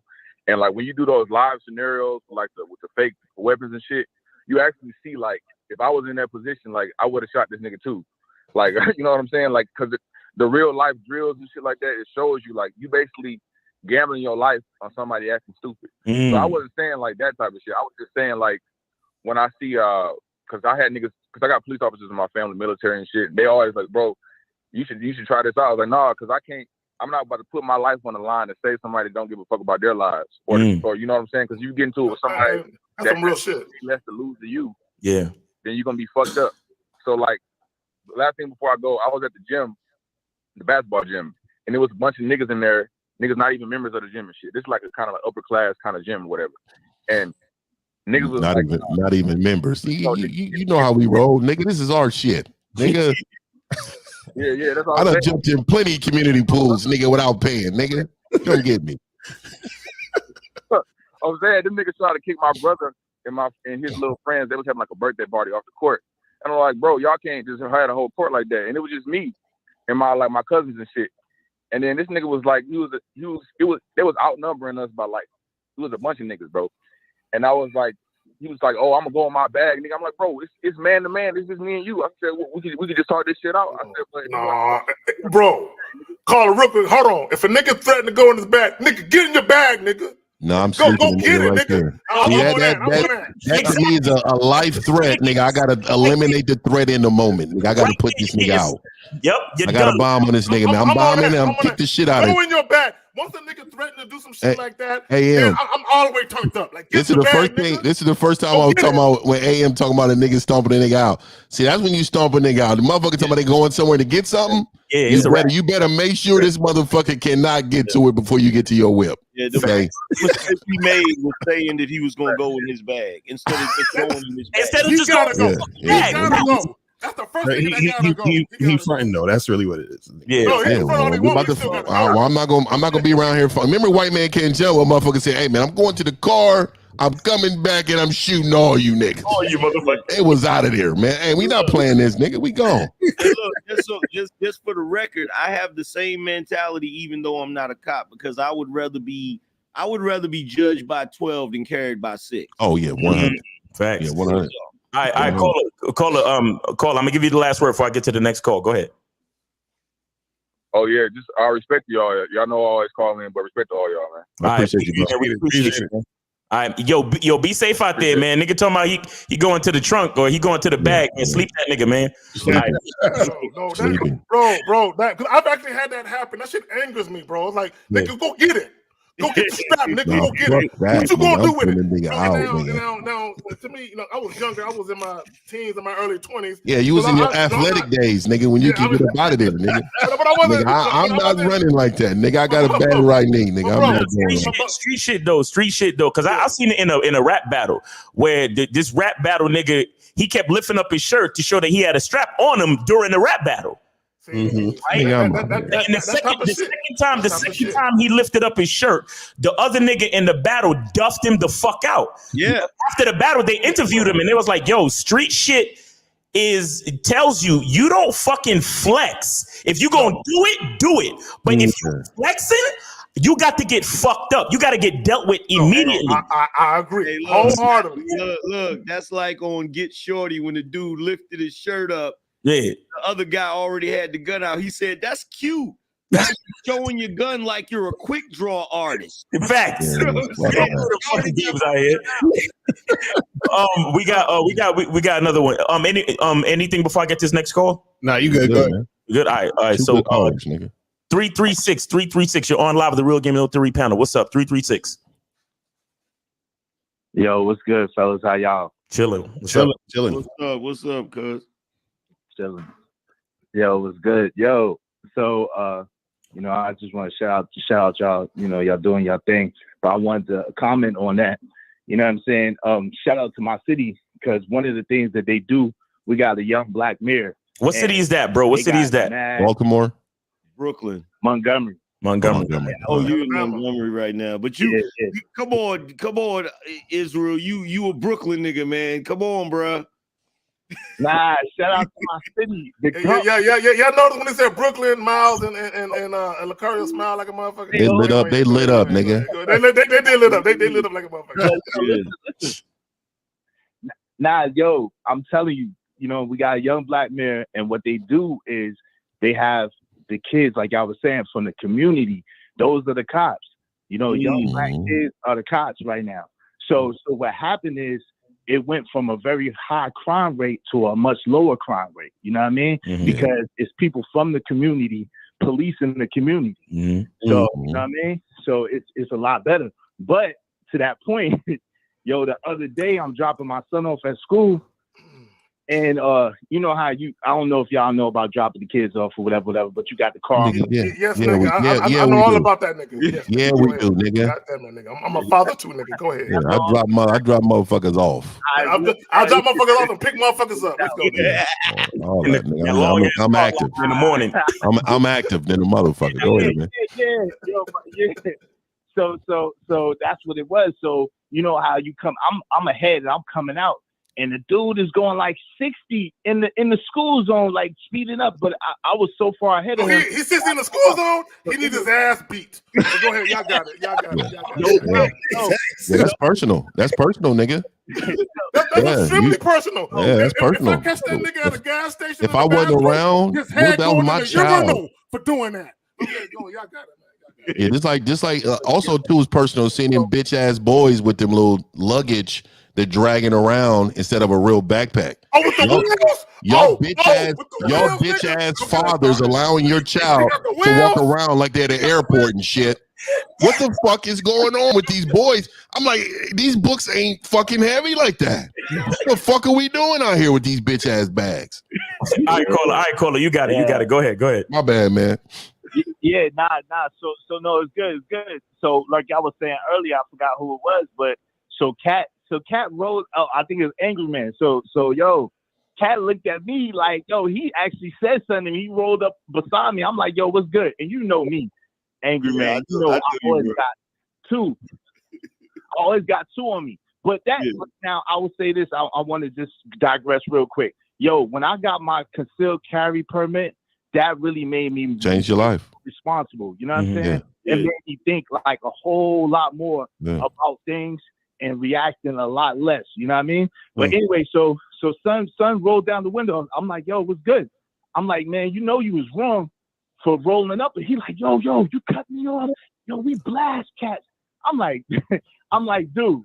And he got his girl, and like you said, he got his girl and he got his baby in the car. And I'm thinking about them. I'm like, yo, this dude just don't understand. He talking. I'm already got my hands on it and already low-key pointed it at him, and he don't even know it. You know what I'm saying? He like, yo, we blast you. I said, bro, make a smart decision today, man. Please. Just go ahead. You good. You good. You good. You got it. You good. You know what I mean? That's the thing with a lot of these guys out here, man. It's like stupidity and insecurity is not a good mix. You know what I'm saying? It's gonna happen. You know what I'm saying? Yeah. You got to be smarter than the next man just to make the situation work out how it's supposed to. Right. Like a lot of times, you got to be the one to be like, "Yo, listen, it's all good, fam. Just keep it going." You know what I'm saying? Like, keep it moving. We good. Like, it's okay. You know what I'm saying? Like, because sometimes what happens is that these dudes, because they're insecure, they gotta prove something, which escalates the situation that gets you in a situation where you want to be in. So sometimes you gotta be the smarter dude and say, okay, let me diffuse this shit. And that's what it's about being a man. It's like you gotta diffuse this shit before it gets to the next level, because you gotta be you're smarter than that dude who's trying to impress all his, doing all that dumb shit. You know what I'm saying? It's crazy. Yeah. And then he's in a position where he can actually show, be humble in the situation, man. It's okay to be wrong, bro. Like, hey, man, you're right. Kids around, my apologies for going fast. Man, you were right, man. That's and that's a stand-up man to protect the community's kids. You know what I mean? Exactly. Like, that's what we do, bro. Like, this is what we're talking about, man. Like, it's not just about you at times. Sometimes it's about the community of the less fortunate. We got to protect them all. Like, these kids out here, they're neglected, bro. Just running across the street and they don't even go to the crosswalk, bro. We got to protect those kids too. You know what I mean? Yeah. So respect, man. Shit, tell his ass to slow down and shit. There we go. All right, Cola, Cola, you got the last word. You got the last word before I get to the next call. What's up? Yeah, no doubt, Miles. So he was talking about, yo, you smart today. I said, yeah, you are real smart. And he just drove off. But you know what I'm saying? Like y'all said, it just be so crazy. You can lose your life over nothing. You don't even know who you're talking to or who you're dealing with. So at the end, we gotta treat each other with respect. And I know y'all already know, but I appreciate it. I appreciate the input, bro. Sorry, bro. Yo, bro, I'm gonna hit you up after this show, man. I know I was supposed to hit you up. I'm a piece of shit, but I'm gonna hit you up after this show, bro. Yo, we don't cry and complain, man. Please. Yeah, I'm about to say that, man. I hope motherfuckers ain't mad if I don't show up to we men, nigga. Come on, nigga. I'll hit you, nigga. There we go. See, 50. That's why I fuck with you, nigga. See, dude, speaking of, you promised. Oh man, you didn't even show up for my birthday I didn't dinner. promise you, nigga. What time nigga complain about that? Nigga, I didn't show up to your birthday dinner. Nigga, fuck your birthday, nigga. Well, my thing is, I be telling people I'm gonna call them and shit, and then I get busy and forget Right. So that's just me trying to be accountable. You know what I'm saying? Yeah, I did. Well, I know, but and we niggas, we say, my bad, nigga, I hit you up. Right. Yes. When niggas get all emotional and they get under their feelings, man, you breaking your promise to me. I'm like, I wish one of my niggas would say I promised them, nigga. That's vaginal, nigga. Oh, you promised, nigga. What type of shit is that, nigga? I wish a nigga would tell me I promised some shit, nigga. That sounds like we in a relationship or something, nigga. What is that? I actually had a homeboy when I was in high school. This white kid I was cool with. And we was we really into comics and shit. And just back when that first Spider-Man movie came out, that dude found out I went to go see that shit, was heated. I was like, bro. He's like, you went to see it without me? Like, bro. The nigga included that. The nigga said, hold on, nigga, you went without me? Nigga? Yeah, I was like, that's that I don't fuck with you no more shit. That's one of my homies that I don't fuck with no more. That's that type of shit. Yeah, and if you go to the movies with your homeboy, it better be a space between in the seats, nigga. Nigga, all y'all niggas going hanging out, nigga. It better be a space between you bitch ass niggas, man. Look, me and my homeboy. Them niggas kneecaps is touching. They be sharing the fucking soda with 2 straws and shit. Yo, look, like this. Look, me and my old boy that was just on the phone, right? He was like, yo, let's go check out that Creed movie, right? So we went to go check it out. There was definitely a seat between us. Like, yo, bro, I'm gonna sit over here. You sit right there. That's just like I said, that's the communication that men have, nigga. We know rules, baby. It's like the urinal, nigga. If you see me in this fucking urinal, nigga, all these urinals, nigga, don't come fucking next to me, you bitch ass nigga. And I go just like this. nigga, while I'm holding the slog, nigga, what are you doing? Bitch ass nigga. Bro, I'm so real about it. Don't even talk to me, nigga. Just like a courtesy Don't flush. even talk to me while you got your dick in your hand, nigga. Nigga, how you walk in and you just blowing it up, nigga?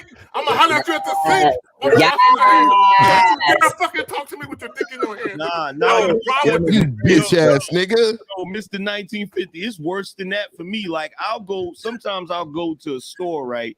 And I might just feel like parking away from all the rest of the car. All the time. As soon as somebody pulls right up next to me, I'll be like, what you doing, right? What the fuck is going on? All these other parking spaces in here, but I open my door all the way on them bitch ass niggas, man. Yo, all right, we got 757. You are on live with the Real Game No Theory panel. 757, what up?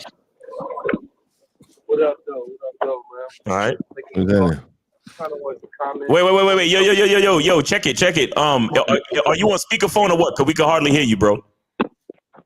All right, can you hear me better now? Yeah. Do it like that. Let's go. All right, cool. I just kind of wanted to comment on a couple things that I was hearing on the show. Yeah. Mostly the show about, protecting our woman, being a man, walking that fine line between being an asshole and an idiot and, being a protector and a provider. Shit is hard out here, man, when you got hella felonies and you can't have that strap legally. Trust me.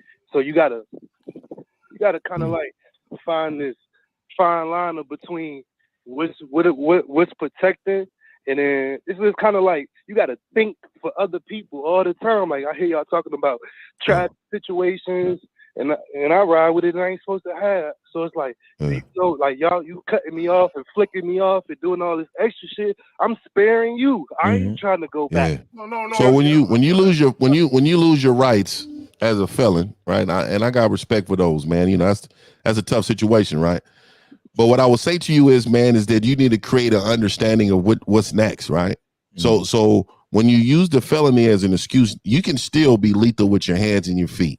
There's a lot of men out here that are lethal with their hands and their feet, and also you can create a space where you're lethal with your tongue too. When you can get your mouthpiece straight, a lot of times you can talk people off ledges. You can make them understand really quick that your motherfucking ass done caught you ran up against the wrong one, right? So just understanding, like, hey man, like, don't put yourself in a situation where protection is just a strap. Protection can be utilized in all different areas, my bro. You know what I mean?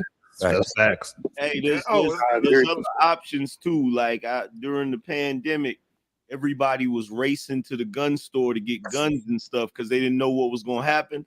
I seen a brother come out of the damn hunting store with his wife. He had bought a crossbow. Yeah, that's what I'm fucking talking about. Not playing. The niggas not playing. Or them police stun guns, nigga. That shit, nigga, get a hold of you, my nigga. Nigga, or nigga, I gotta hold on, nigga. Where's my motherfucking? Let me show you what I'm about right now. Hey, nigga, nigga, this is a look at this shit, nigga. This is a Smith & Wesson fucking knife, nigga. Yeah. Nigga, I will gash your motherfucking neck. Let me tell you, this is man fucking shit, nigga. Look at this motherfucker right here, nigga. I used to have one of those, nigga. I will cut your motherfucking whole nostril off, nigga. Yo, right listen, here, nigga.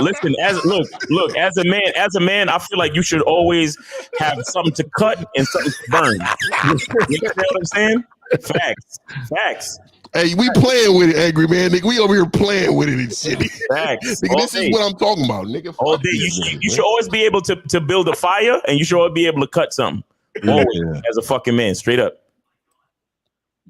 Oh my god! My nigga showing off. My nigga showing off. Well, hold on. Caller. You got the last word. Go ahead. No, I just kind of wanted to weigh in. Appreciate you guys. Make shedding some light on that. You said something very, very powerful. Because what's happening when you get those rights taken away, like you said, you got to work on other areas. I'm on the weights. I got knives. I got stun guns. I use my mind, which is the most powerful thing to keep me out of this situation. Yeah, and have a woman with a plan, nigga. Yeah. Hey, because as a felon, you can't carry, but she can. She can. He can. And she can have it on her body. Ego in her person again. The problem is that you got to drive two separate cars, man. Y'all can't, you can't roll in it because they pull you over. Nigga, it's in there. Nigga, use around it. Nigga, it's you, right? But nigga, hey, I'll tell her, hey, meet me at the mall. Bring that shit. Let me tell you something. I ain't got no felonies. So I can't carry. But even if I had felonies and they told me I couldn't carry, nigga, I'm carrying. I'm gonna find a way. Ain't no way. I'm gonna have a strap on me at all times. Yeah. At all times. Nigga, I used to go in the club, right? So like, I'm gonna tell y'all a little something. See, this is what I'm saying, bro. I was a motherfucker. So this a motherfucking like a necklace, a chain, whatever, that you put up under your shirt. But nigga, at the end of it's like a medallion, like this big, nigga. It's a knife that you just pull out of your motherfucking, and it goes to your knuckle. It's a fucking blade, my nigga, and it goes between your fingers. But nigga, when they patting you down, they go all over here. They never go like this, nigga. I got it right, nigga. This is what I'm saying, nigga. Your belt buckle, they got belt buckles. The whole belt buckle come out, nigga, and it's a knife inside of the motherfucking your belt. This nigga James Bond in this shit. Like, yeah, nigga. Hey, fuck these niggas, man. Nigga, I'm trying to go home, bro. That's all I'm saying. Go make it home. My name is 50, Mr. 1950. Shake it, not stirred, bitch. What the fuck? Yeah, fuck that, nigga. These niggas, man. Hey, in California. It's for keeps, nigga. Out here, nigga. These niggas they not playing. Listen, call it. Hold on. In fucking Texas, niggas ain't playing. They ain't playing. It's for keeps out here, nigga. These niggas, they wild. I ain't playing either. Yeah. Yo, listen, man. Let the strap and the weapons be the last resort, man. Use your mind, use your hands if you need. Yeah, you got that. And keep your freedom, bro. You know what I'm saying? We need all our brothers here in the street to protect our families. All right. So take it easy. Let me just say this. Don't let people trick you out of your freedom. Exactly, and don't let motherfuckers trick you out of your freedom. Let me tell you something. I remember one time, I had a red Chevrolet Impala. It was bright red, fire engine red. I'm chilling right through my shit, and a truck pulls up full of some racist motherfuckers, and they talking shit to me. And I'm listening to my little rap music and shit, and they talking shit to me. And at first I'm ignoring them. I'm like, whatever. But then the motherfuckers get a little more belligerent. They get a little louder, and I'm like, oh, y'all want something? So I end up following them where the white people. No offense to white people, but when they go mudding, I don't know if y'all know when they take the little Jeep, They go, man. Off-road areas, yeah. So they went there. Now, it was just me by myself. But what I didn't did that, nigga. I ain't gonna lie, that shit's fun. Nigga. Go ahead, though. Okay, but what I didn't know that the people beside me that was talking shit to me, there was another truck behind them with like another 4 motherfuckers, right? So it was like 8 motherfuckers. So I'm like, oh, I'm outnumbered. Fuck. All right, hold on. And one of my brothers lived down the street. I'm like, nigga, come through. These motherfuckers tripping. Come through. So he come through, and then now they talking shit. I'm sitting across the street. You know, they doing their little shit with their little trucks and shit. I'm sitting across the street like, I ain't letting nobody make it. Y'all was talking shit. You know, y'all was calling me nigga. I ain't letting nobody make it. Now, let me just say this about words. Can't no white boy call me a nigga now and trick me on my freedom. I'm gonna ignore it. But back then, I was on one. Like, nigga, it's gonna go down. So my brother finally show up. It's just 2 of us. It's 8 of them. So, that's all I need, though. But 50. Once they realize, oh, it's 2 and not 1. 2 bad motherfuckers run the world, nigga. So we chased them from that spot 35 minutes across town. We on the highway. Oh, nigga, pull over now. Pull over now. You could have went to jail for that, nigga. that nigga was headed to jail, nigga. Crazy. Yo, that nigga plotted that out. That nigga waited. You got 214. You're on live with the Real Game No Theory panel. What's up, 214?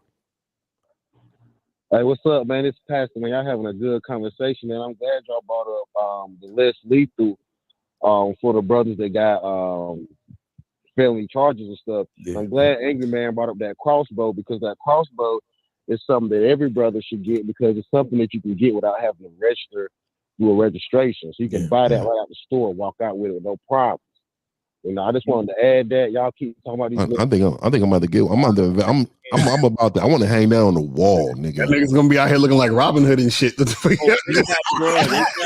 nigga from Walking Dead, homie from Walking Dead too. Hey, real quick. George Slick says, "Glad you matured, K." Yeah, bro, I'm matured because I realized that when people do shit, they trying to trick you out of your freedom. Mm-hmm. And I ain't with that no more. You know what I'm saying? So what you doing, you fucking nigger? Some things is worth going in though. It just depends on what it is. Trouble is hard to is easy to get into, hard to get out of. Yeah, that's facts.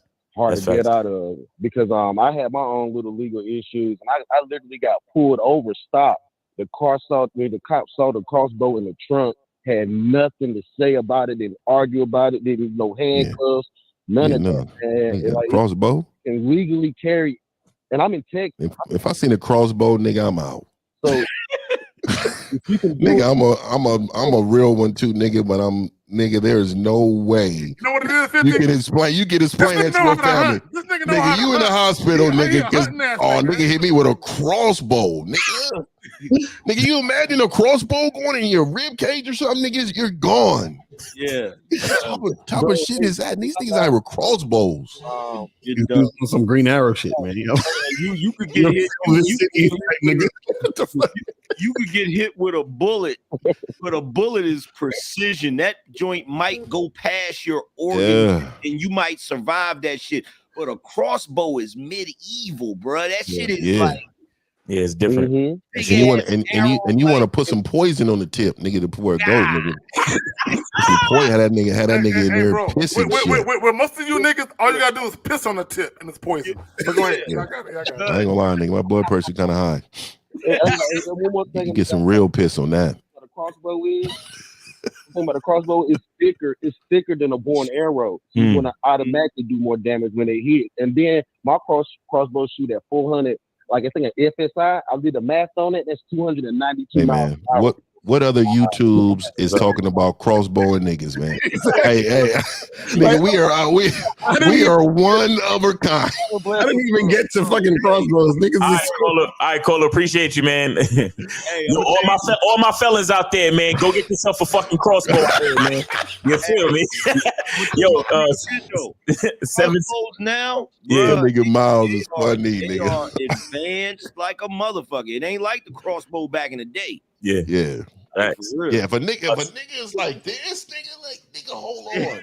Yo, I was leaving my apartment building the other day. White boy came in the elevator with the big ass bow with the three string joint, and I'm like, yo, he's like, I'm getting ready to go. I'm gonna go down to the archery range. Let me tell you something. I was taught archery when I was in elementary school. When I lived in Maryland and DC, I was taught. Fuck with me, nigga. I got something for you with the crossbow, nigga. You know what I'm saying? The bow and arrow. The bow and arrow, nigga. I can hit you, nigga. I got something for you, nigga. Well, let me tell you about this white dude that got ran out of the park, but he got ran out because he wanted to. But the nigga, we was hearing these little popping sounds, pow, pow, pow, pow, at the park. Nigga, it was this white boy. This dude was about 6'6", but he had a big ass motherfucking bullwhip, and that motherfucker was accurate in a motherfucker. He was hitting a tree. Bow, bow. You know that's a trigger for niggas. Like, nigga, what is you doing? So, nigga, it's the hoop court. It's like right on the other side, and all you seen, because me, I'm over here on the side chilling, man, smoking a cigar. Nigga. The motherfuckers came from the basketball court. Nigga walked over there and seen the man from a distance. They start getting around him, surrounding him, watching him at first, and it was cool and laughter. Then all of a sudden, it's like OG said, "Hey, man, it's time for you to go." This nigga wrapped his shit up, nigga, like this, nigga. It was out. But that nigga was hella accurate, nigga. This motherfucker's up there practicing. Bro, when I saw that, the moment I saw that whip, I'd have been like, this motherfucker was out here but he was accurate than a motherfucker with this bullwhip, dog. This motherfucker was popping, pow, pow. I'm like, oh no, these niggas ain't really got a chance. But they told him to leave. He knew it was, nigga, you gonna hit one of them, and the rest of the shit is gone. Hold on. So wait, a white boy's practicing his whip, and the niggas turned into Karens. The niggas turned into Karens. The niggas was like, "Hey, it's time for you to go." Motherfucker. Hey, and the shortest nigga came from the back. This nigga is the shortest nigga. This nigga is about 5'3", and he was like, "Hey, it's time for you to go." Every niggas is triggered. Every one of them niggas out there should have immediately got possessed by the ghost of a slave. Yeah. The holy hell out of his ass. Like, and it wasn't February, but if it was, that'd have been blatantly disrespectful. No, you are not practicing whipping in a fucking black neighborhood, my nigga. And what I'm telling you was he was comfortable doing it. So the nigga obviously is out there a lot. I don't live in that neighborhood. I just happen to be in that area. The fact that he was comfortable doing it, I blame the niggas that live there. And niggas thought he was Indiana Jones and shit. Niggas are not really unified, let's say, on the basketball court. They turned around, nigga. Everybody, nigga, 10 on 10, whoever was next walked over there. They walked up over there, nigga, was on him. You know what I mean? We on it. They kept their distance, though. They did. That nigga, he left too. He left right away. He wrapped his shit up, nigga. That nigga was gone. He was like, "Nah, I was just playing. I just want to see what y'all niggas was gonna do." Before he took the whip and done like that, and the shit wrapped around. Oh my nigga, niggas would probably would have ran after that. We scared of everything. We're afraid of nothing, but scared of every fucking thing. Oh, we running. Yo, all right. 763. You're on live with the Real Game No Theory panel. What's up, 763? Hey, good afternoon. Respect to the panel. All right, what's my up? question is, I started rehearsing my bid, and I'm having problems in the middle when I'm trying to make my intentions clear of what You said rehearsing. You said the nigga said you in the mirror. Hold on, the way you said rehearsing. Are you trying to apply for a part, nigga? Are you trying to get a part in the movie? Motherfucker looking in the mirror. You said rehearsing. What's up with that? I just want to know. Yeah, I want to avoid like stuttering and all that stuff. You avoid stuttering because if you loved yourself, you wouldn't stutter. Okay, if you stutter, that means you care too much about how she feels and what she thinks of you. Then you actually do yourself. I stutter, that nigga. Bitch. I stutter and I stammer, nigga. Fuck all that. But that's your normal speak, though. You talking around men. I'm talking about most of these niggas stutter because they're afraid of what this woman's going to say or how she feels. Right. But caller, I didn't hear you stutter this whole time. Yeah, that's weird. Why didn't you stutter now? Because he's calm. I'm just calm. Because you're scared. Say you're scared. 420 for that nigga, man. Caller. Your problem is the average guy's problem. Is you guys value pussy so much that your integrity, your honor, your self-respect, your dignity, everything your self-respect, you're willing to throw all that out the window for a piece of snatch. You know what I'm saying? And that's why when you get around women, you stutter and you're scared because you're like, am I enough? Am I enough? Yeah, if any man use those words, nigga, that's real vaginal. Am I enough? You bitch ass nigga. But if you really think about how a lot of these niggas act, They do. You right. am I enough? You right. Hey, do you feel like you're enough, man? Say no. You said what? Wait, hold on, guys. Hold on. Caller. Do you feel like you're enough? Yeah, I think I'm enough. Stop lying. Say no, man. Say no. Nigga, why don't you just say yes? Nigga, this nigga said, I think I'm enough. Yo, You bro, bitch ass nigga. That couple of seconds of silence is like an eternity, bro. Mm-hmm. Like, what are you doing, bro? You gotta tighten up. When he said, "Do you think you're enough?" You supposed to be like, "What the fuck you mean? Am I For real. enough?" And yes, I am enough. Not that I think. Nigga said, I think I'm enough. that goes with the joint. There's a certain way that men communicate. Right. Hell, what the fuck you mean? You're supposed to be offended that he even said that. Does this caller sound like he ever used those words? What the fuck you mean? What the fuck you mean? Nigga, this caller's never used that whole sentence. Look, if you've never used the words, the fuck you mean? You're missing out, bro. Yeah, you missing out. Hey, caller, how old are you? Caller, how old are you? I'm 18. Okay. Oh, see, he young. He's still learning. Oh, nigga, I heard my son say that on PlayStation. Nigga, like, nigga, you say it. Bro, I've said the fuck you mean when I was 8 years old, bro. Like, come on. I was doing that as a youngster too, AM. But I want to know, where's your daddy at? Where's your father at? He lives in a different country. Oh. Okay, so I'm not trying to have you, relive no trying for, no moments where it was terrifying to you. But, do you and your father have a relationship at this point? Yeah, we have a great relationship. It's just not physical. Okay, so you have a great relationship. So do he give you any game? He give you any instructions about how you should move through your life as a youngster? Yeah, he's a very religious man, so it's all through religion and things of that nature. Okay, so let me ask you, Chris. All right, so real quick, before y'all gentlemen jump on it. So as it relates to women, what has he told you thus far, right now? What has he told you? What has he sprinkled onto you right now? I could tell you just one thing is pretty much you just got to check things as soon as they happen. It's not like when I'm talking to my friends or something like that or letting something go. He always makes it like a really big point that if something happens, you have to like nip it in the butt right away and that type of thing. But it's more, he just gives me advice on mostly like university and things of that nature. And then that kind of comes up casually, but not as much as other things. So when it comes to dealing with females, he ain't got no advice for you? Come on, bro. Well, yeah, he tells me like what to look for. You shouldn't just like look at her body and things like that. Look at someone, who want to raise your children and things like, because her body's not going to raise your children. He says that a lot. Hey, man, it's a part of it. Nigga, I like I like what I like. Nigga, who told you that? Nigga, I like it all. And I don't know about a lot of niggas, but you don't have to dim the light to make somebody feel comfortable, nigga. I like what I fucking like. If the bitch got to look a certain way and shit. When he told you not to look at the bot, nigga, what the fuck are you looking at? See, this is what I'm saying. I think a lot of you men are trying to get married, nigga, when you first see a bitch. Nigga, when you got to figure out what the fuck her skills are as you're talking to the bitch. You know what I mean? Like, nigga, we don't know this bitch. Like, she may not even be worth my time. What type of advice? Who told you that? Who told you that? What's up? Who told you that? Who gave you that advice? Don't really look at her body. Look at, what she can do as a wife. And no, I didn't say that. I said it's like a church motherfucker. You like, said what? Yeah, that's what he said. He said his dad gave him that advice. His dad. Your daddy gave you that advice?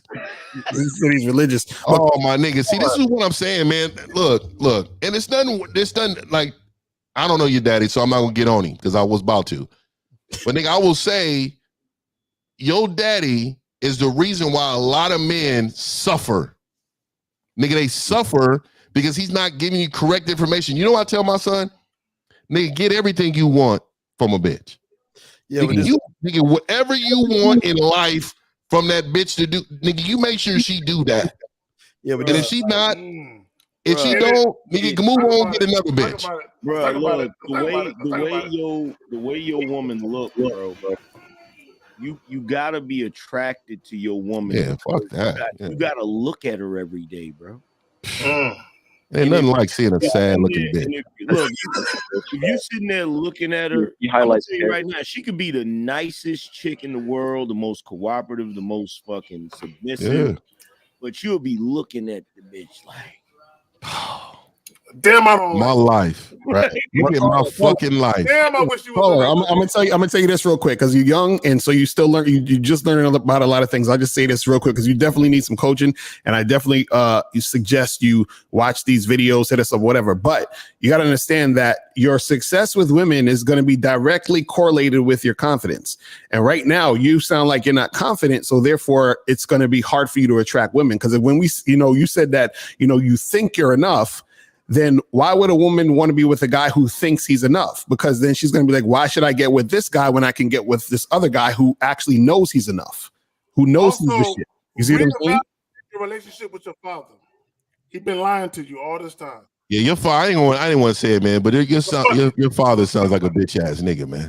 He sound, He's been lying to you. and the only reason I'm saying it, and the only reason I really want to point that out, bro, is because the advice he's giving you is fucking ridiculous. Like, you're explaining it wrong. Well, here's the thing: a lot of these young boys have fathers. Just because they have a father in the house doesn't mean he's a man. So the problem is that the father is in the house and not of the house. So That's what it is, bro. So the information he's getting is the same information he's getting from mom. Happy wife, happy life. Don't make mom mad. He probably sleeping on the couch and shit like that. So don't think just because your dad's in the house with you that you don't game and shit. I be hearing motherfuckers say, I'm gonna sleep on the couch. Oh, wait, 50. Hold on, 50. What was you saying just now? Motherfuckers be saying that, I gotta sleep on the couch. She upset with me and shit. Who? What the fuck? That's the type of bitch ass niggas these. Did your daddy ever sleep on the couch when you was young, man? Hell no. I'm talking to the caller. I'm telling you right now, dog. I'm telling you right now. Any man that's listening to this right now, I want y'all to really listen up to this, bro. Dog, it's called a kingdom, not a queendom. Nigga, and it's a reason why we move the way we fucking move in our own houses. Nigga, I wakes up at the crack of the fucking dawn. Do I give a fuck if I wake a motherfucker up because I'm walking around my own fucking house moving? Nigga, if I don't want to cook a steak in them, nigga, I'm pulling pots out the motherfucker. I don't give a fuck the sound that it makes, nigga. This is my motherfucking house. Wait a second, hold on a second. Hey, Long Island, shut the fuck up, all right? Hey, we over here giving game, bitch. Either you shut your goddamn ass up or get the fuck out. All we doing. Yeah, I don't like how he raised his voice in his little comments right there, bitch ass nigga. I don't like his tone in the comments, nigga. Her body ain't gonna raise the kids, but he still gotta look at the broad. Yeah, he gotta look at the broad. But why even talking about kids at this point? Like for real. 18 years old. You know what I'm saying? Yeah, man. These little bitch ass niggas. And this is the tone, Steve. This is what I'm saying. This internet got people fucked up. This motherfucker's not raising his voice to men like this at all. Besides that, let me just didn't even put the capital letter with the W over there. Bitch ass. I gotta say this real quick. Okay, number one, Long Island Sound. No one really cares about what you have to say anyway, because you from Long Island. I don't know that hood, so that ain't no real borough. Fuck out of here. Long Island, Metuchen, and fucking. Nah, that's facts. Westbury, that's facts. You feel me? Like, fuck all that. Damn. You see that nigga's Beverly Hills? Y'all Brooklyn niggas ain't shit. That's like saying Beverly Hills and Compton is the same and shit. I'm saying, if it ain't one of the 5 boroughs, I don't acknowledge that shit. You feel what I'm saying? Like, I'm just saying. Look, let me say this, and let me get back to the whole joint. When we talk about there's a certain way that men communicate with women and other men, and of course we talk about how you communicate tells the story. And Steve, as gracious as he is, he put in the thumbnail, Men speak with authority, and that's a fact. That's a motherfucking fact. Also, men are assertive, and we also seek to influence those that we fuck with. See, a lot of guys, y'all are so influenced by pussy. Y'all just do whatever the woman want to do. But when guys actually influence women, we're like, look, baby girl. I mean, you sexy, you cute and all. But if you don't do what I want to do, I don't even want to fuck with you. I'm saying a guy's got to understand this. But also, I like that. When we talk about just communication, right? We set boundaries. We set motherfuckers' expectations for any interaction we have is gonna be like this. It ain't gonna be like what you thought. Yeah. It's gonna be like this. Yeah. Zach, let me say something. And this is the community. See, it was weird for a lot of y'all guys. This is communication, a game. This is the communication of how men talk around other men. And if you ain't talking like this around your boys, then you know what the fucking problem is. This number what they call a barbershop talk. We sit back kicking it. Where my dog Angry Man might light a cigar up. Fucking Zach might peep through somebody else's window and shit. The car, bro. The problem with barbershop talk is too many women there because a lot of niggas ain't there for their sons. That's the problem. Like I went to a barbershop one time and it was me and my 8-year-old. It was me and him, and there was 2 other dudes. Nobody else. Just us 4. And the conversation was so fucking. It was a dude. I think he was a high school principal or some shit. And there was the dude who actually owned the barbershop. The conversation was so weird because there was no women there. There was no small children there. Even though my child was there, he was like, the dude asked me, "Can I speak freely?" I'm like, "Nigga, speak freely." And we talked. We had a real fucking conversation about man shit. And the problem is, if you look at the average barbershop, there's too many women there with their sons. And I'm like, where the daddy at? That nigga ain't shit. You know what I'm saying? Where the daddy at? Now, let me just say this about some barbershops when there's women with their kids. It's not necessarily always about the dude not being shit. It's because the woman ain't shit herself. So she kind of holding the dad back from doing this shit. But there's so many other times where it's being infiltrated by estrogen, and all the testosterone is left. It's left. Like niggas getting color braids. Like, look, I'm gonna say this. I'm gonna end it with this. Color braids with shells on end. I got love for John Morant of the Memphis Grizzlies, but why his shit color at the top? Well, why he got color shit at the top? That's the bitch assness growing out of his head. I don't like that shit. I'm telling you, nigga. Wait, hold on a second, because genetic. We don't forgot about my little homie. Caller, you got any other questions? So basically, just I should start talking freely and things like that with confidence, just with my boys first. And yeah, you don't have no confidence in your voice, man. It's your voice, man. You gotta learn some game. Yeah, you need to start by calling your daddy and cussing his ass out. Yeah, this is what I need you to do, bro. This is what I need you to do. Real talk. Get a membership with one of these fine gentlemen up here to get some game. In the meantime, to hold you out until you get that game, I need you to go get you a large mug, right? I want you to pour some beer in there, right? I want you to fry you up a big ass steak, right? And I want you to sit there and eat the steak and drink the beer and watch 300. Okay? Spartans. It's not Watch the beginning of 300. Watch the beginning and rewind it again. And rewind it over and over again. You feel what I'm saying? Yeah.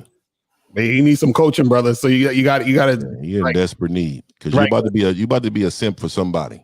Exactly. Because Caller, real quick, before you go, just understand that because you're young, right? There's a lot of stuff that you don't know, and there's a lot of information out there that's gonna lead you the wrong way because they're gonna talk a bunch of bullshit. So when you really understand the game and learn a game, right? What you got to do is you got to take it seriously and focus on real game. This is why it's called Real Game No Theory here. So if you're serious, hit us up so we can coach you so that we can set you in the right direction. That's what we'll say. You know what I'm saying? Let me say this about 300. If you watch 300, especially the first 15, 20, 25 minutes, and that shit don't make you look at shit differently, you fucking up. You should look at shit completely differently. Yeah. You All should right, want to play a buffalo. Appreciate you. Appreciate you, man. Thanks for calling the show, and please get with one of us for coaching. All right, peace. And then we got 410. You are on live with the Real Game No Theory panel. 410. What's going on, man? I just wanted to comment real quick on just a quick little conversation y'all had about men and their fathers and stuff like that, man, and how men communicate with other men, man. I learned real quick when I was young not to be soft, not to be sensitive. Like I had my pops, for instance, he was like, he used to be a heroin addict, you know what I mean? So he used to dibble and dabble, whatever, and used to do that. But aside from that, he was always a well-structured man and was able to influence me on principles and morals to carry myself. So, man, I learned real quick, though. Like, for instance, when I was younger, I'd do something bad. He would call me a knucklehead. And I remember one day I ran to my mama. I waited till she came home, and I was like, Mom, Dad called me a crackhead. My father got real mad, and he was like, man, I did not call you a crackhead. I called you a knucklehead. You get what I'm saying? And then right there at that moment, I started paying attention, My father was a real aggressive dude, you know what I mean? He's real, like a real stern guy. So right there in that moment, man, I learned not to be so sensitive, and when people say certain shit to you, not to take it personal, you know what I mean? What I want to say too, really quick, caller, is I always try to tell men when they explain, or you don't owe anyone's validation for who you love in your life. Your father was an inspiration to you. You should never lead with the negative, right? We should not have known that he had a heroin addiction, right? And the reason why is because that's not who he is. What you saw him as is who he is. He made a couple bad choices. That doesn't mean that he's different. You put a perception in somebody's mind when you lead with the negative. You get what I'm saying? You gotta represent the people that's in your surroundings that you respect. You gotta lead them with positivity. My father was a great man. My father did X, Y, and Z. Look, hold on, real quick, caller. That's some real. Hold on, real quick. If you pay attention to the NFL drafts and NBA drafts, they tend to highlight their mothers about their fathers. But a lot of times, what they learned was from their fathers, even if their father was there whenever they was there. So I do agree that when you put this person here above everybody else, it takes you don't understand the significance of the other person and how much they meant to that person. But you gotta I think you got to be careful. You gotta you gotta be real careful with that, because you might not even know it, but that's that female programming. Women lead with stories, a man's flaws. You know what I'm saying? They use that to describe Steve. Yeah, no. I'm saying, caller, you can't talk this way as a man, because again, what your father was to you is none of our goddamn business, and you shouldn't be leading with that kind of information, because it sounded like you want to be a victim, or you want us to feel sorry for you, or some shit like that.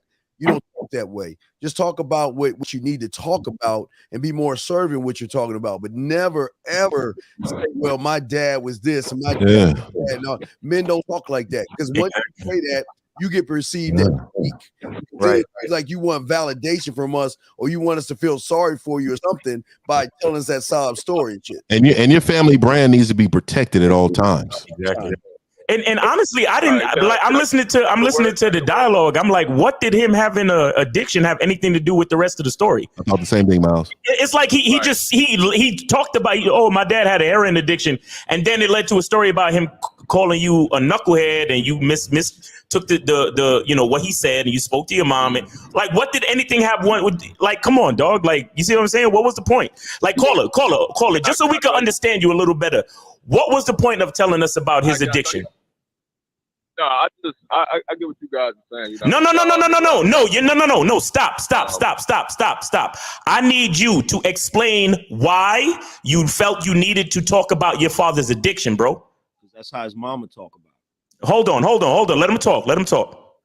Hello? Yeah. Yeah, man.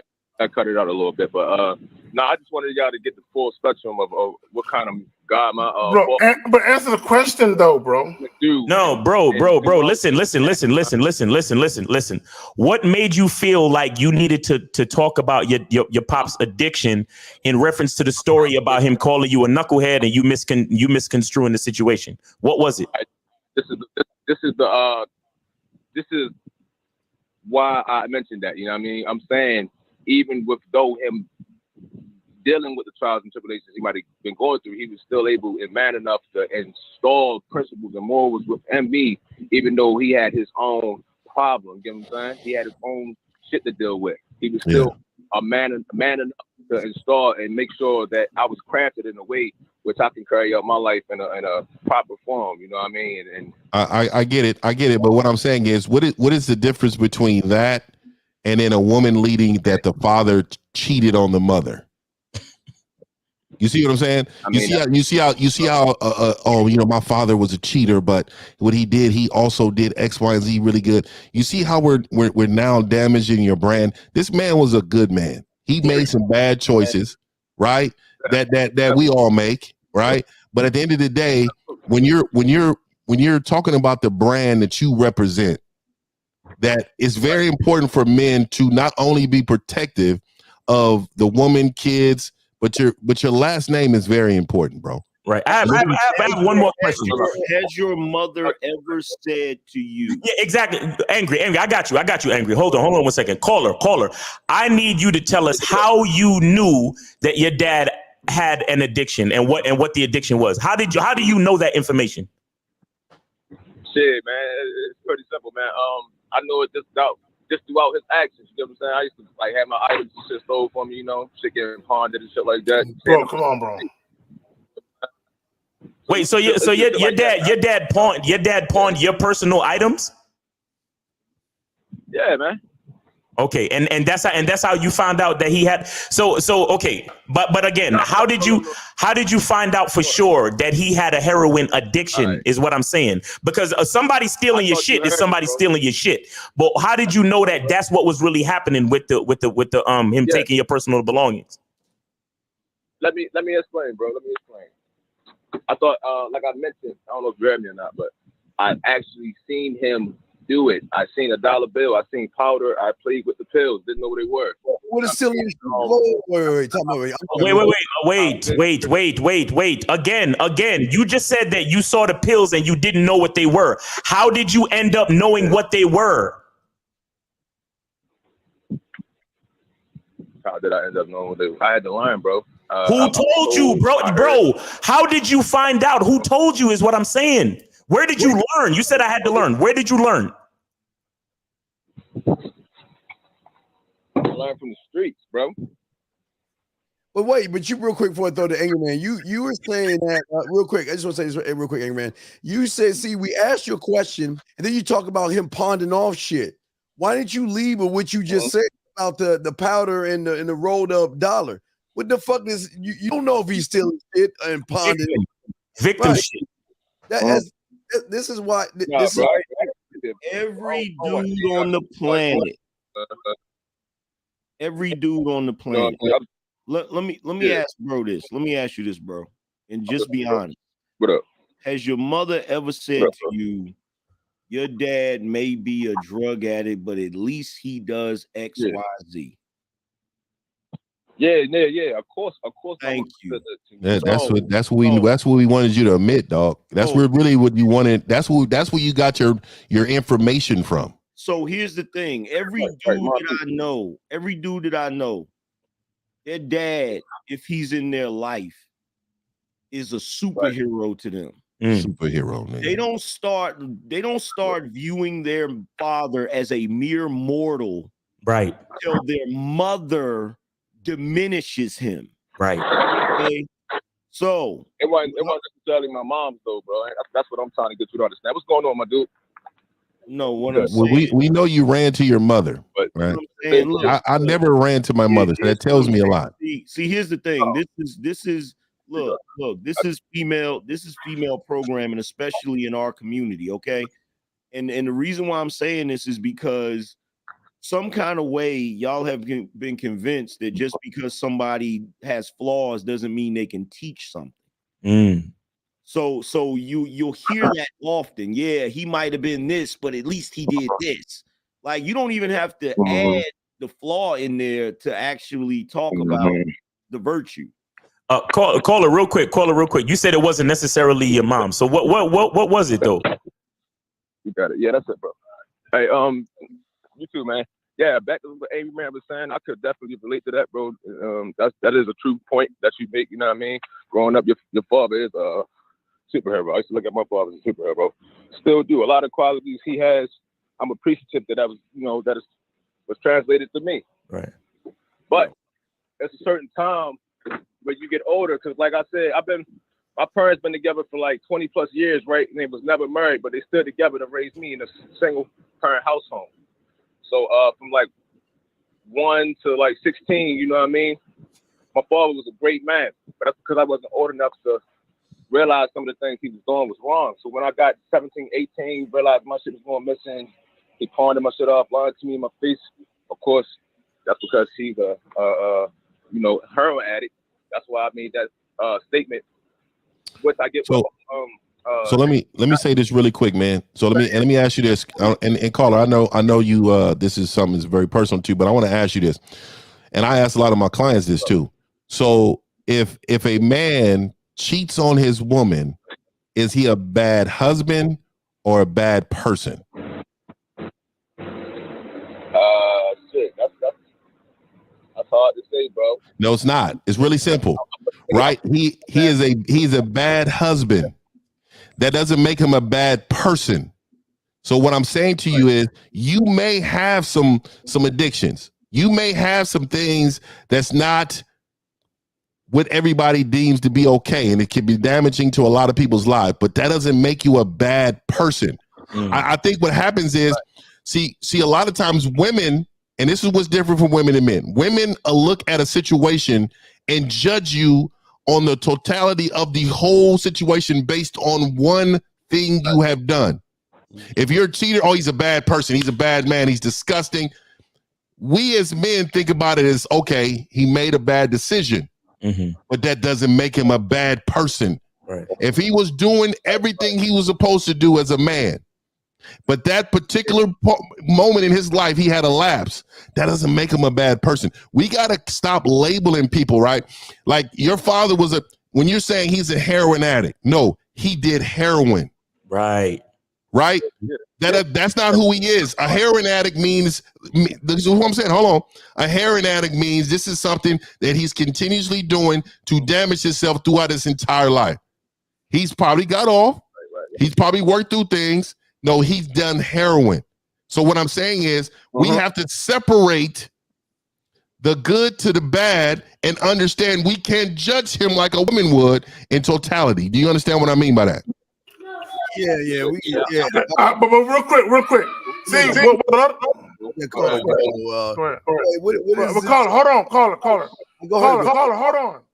hold on. Put him on mute. We as men, we are multifaceted individuals. Okay, we're not just one way. Now, when we say we're not just one way, all of us preach being consistent. We all preach consistency. You can be consistent, but you can still be a multifaceted individual, right? Okay, and this is what I mean by that. Let me ask the dude this real quick. Dude, let me ask you this. What do you, when I say the name Ray Charles, what's the first thing that pops up in your mind?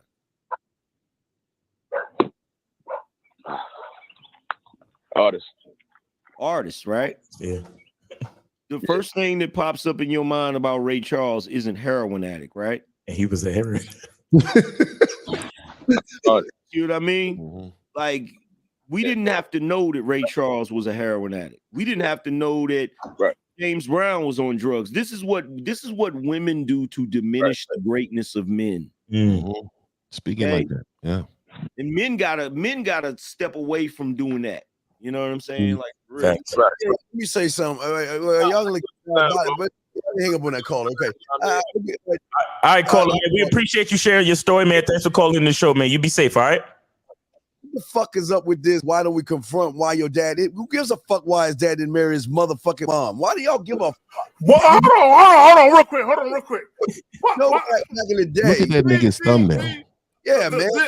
This is the problem that I have with most men. Okay, and you know, as you get older, see, you know, when you hold on real quick, caller, who Look at his thumbnail, nigga. Hold on real quick. Okay, hold on real quick. The problem with the average guy.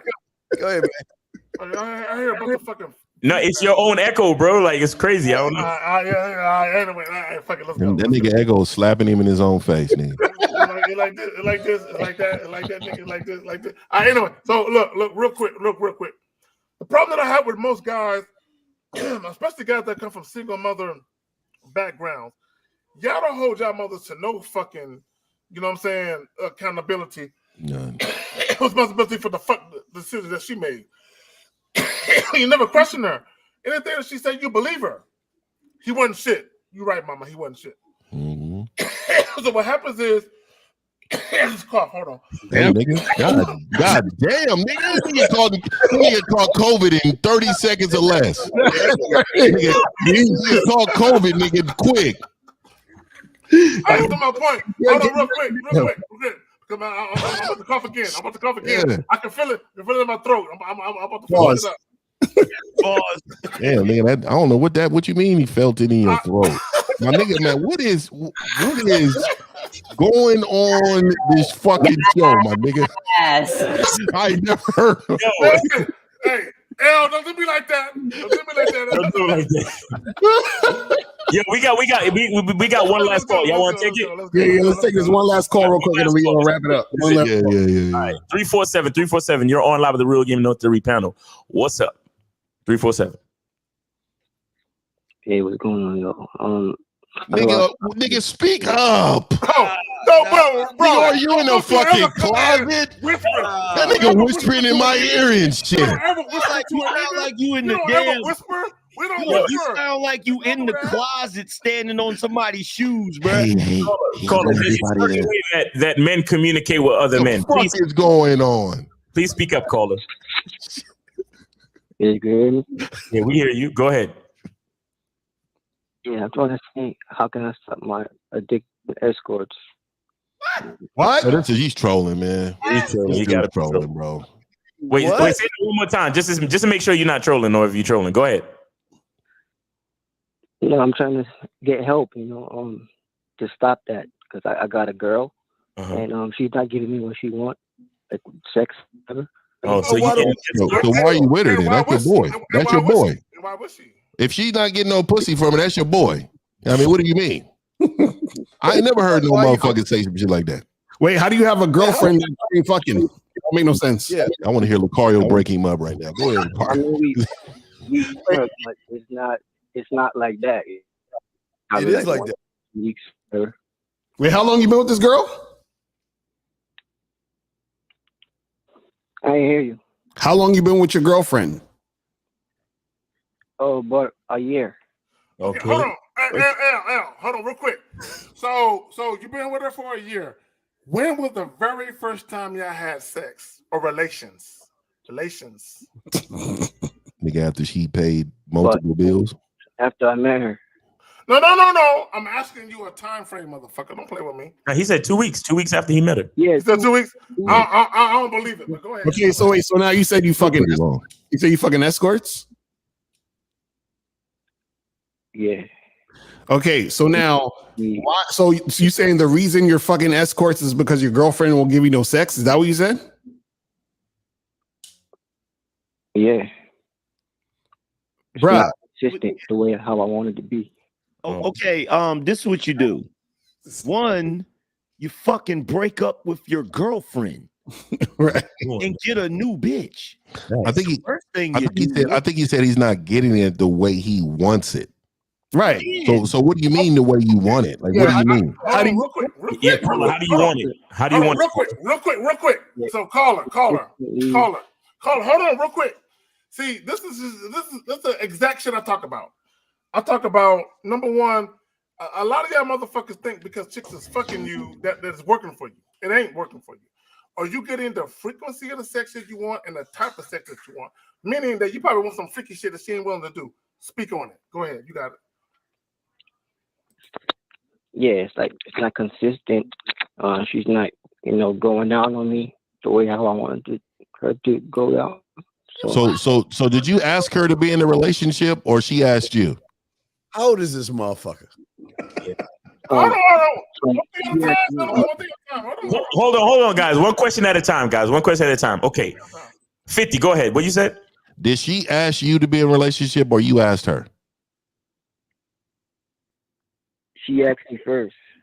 There it is. I was trying to Okay, all right. Caller. How old are you, caller? 29.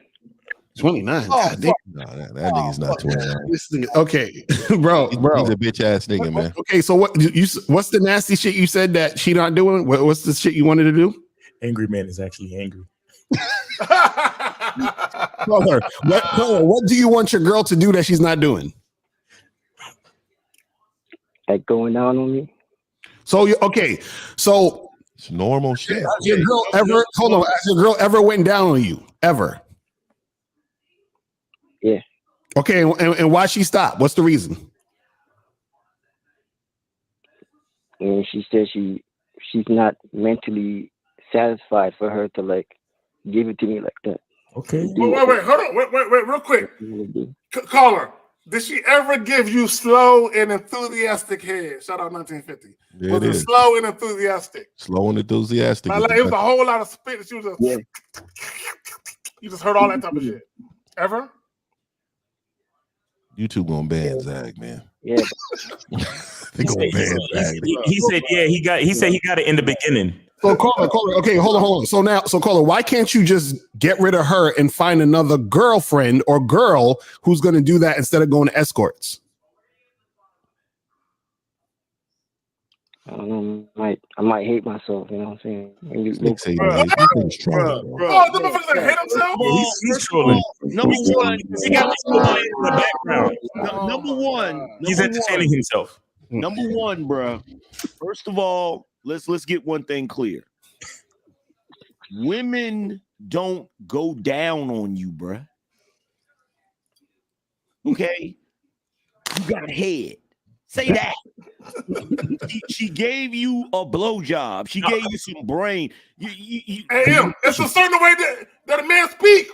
That is what, bro. That is what women say when dudes. It's just like when a woman say she got head. No, you didn't. Okay, no, you didn't. All right. Number one, she didn't go down on you, bro. I'm gonna need you to get rid of this bitch terminology. Okay. We've gotten into this backwards thing now where you're the woman in the damn relationship, bruh. Yeah, for real. She initiated the relationship and everything. She initiated the relationship. She bagged that nigga. You're not satisfied sexually and you're staying with the bitch. Do you realize back in the day, chicks would stay with a dude that they weren't getting satisfied sexually because they were being they were benefiting monetarily or shit like that. So here's my question for you, bro. You're not getting what you want sexually. So what is the other benefit you're getting from her? Bro,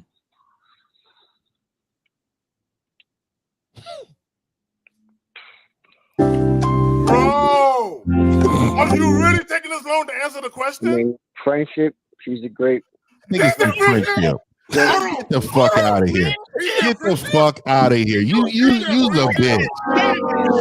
You are a bitch. Wait a minute. Hold on. Hold on real quick. Caller, so you said friendship and what else?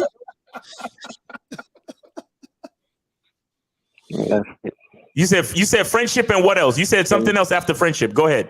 Spending together and stuff like that. What? Speak up. Spending time together. Oh, this is a bitch ass nigga, man. See, hold on, real quick. This is the definition of bitch assness. Hold on, real quick. All y'all soul tie niggas, this is for y'all. Yeah, I'm gonna say this, man. All y'all twin I'm gonna tell you, niggas, we got Will Smith on the phone, boy. Yeah. How often? Let me ask you this question. Hey, bro, let me ask you this question. How often do you watch Lifetime movies with her? Back to back, nigga. No, I want to know the No answer. break. Hold on, y'all. I want to know the answer. How often, bro? Never? Never. So you've never watched a chick flick with her? No. You're a liar. And then I'm gonna tell That you nigga, some real it's shit, sad, bro. man. It's That sad. nigga got a notebook on repeat. He lying. I'm gonna tell you some real shit, bro. I don't know what the fuck your problem is. I have no idea what your problem is, bro. But I need you to get it together. I need you to tighten the fuck up, because why the fuck are you even with this broad? You know what? You know what it really is. He go to those escorts to get pegged. And I'm telling you, like, a lot of motherfuckers be going to those escorts because the woman that he's with is not going to do this shit from. He likes to be entered. That's what it is. Bro, 50? I'm dead serious, my nigga. To the second and a third knuckle. I'm dead serious. I'm dead serious. Ain't even flinching when it gets I'm to the dead third serious, my knuckle. nigga. They He probably got a scrunchie with a ponytail, nigga. That's how nigga he is. Caller, listen. So ultimately, you have to bite the bullet and find a new girlfriend, bro.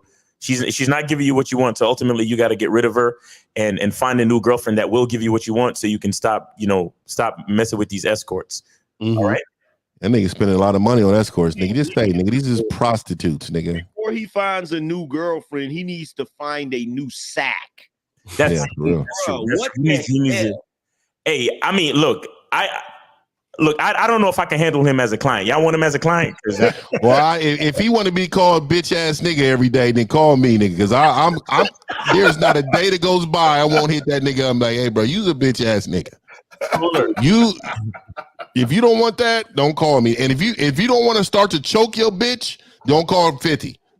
I teach niggas how to choke they bitch. I'll tell you what I think it is. Wait. I think it is. I think These niggas is wild. Here's the thing that I think honestly about you, dude. All joking aside, I think that you have a prudish broad, and you like some extra freaky deaky type sex, and so you're going to the fucking escorts because you know the escorts aren't going to judge you for the extra freaky shit that you're into. That's what it is. And your problem is, bruh, is that you're ashamed of what you fucking like.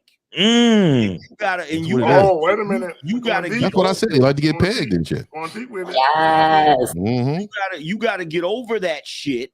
Number one, you gotta get over the fact that you're a fucking super freak, and stop trying to fucking be with a prudish broad so that you can feel normal. Exactly.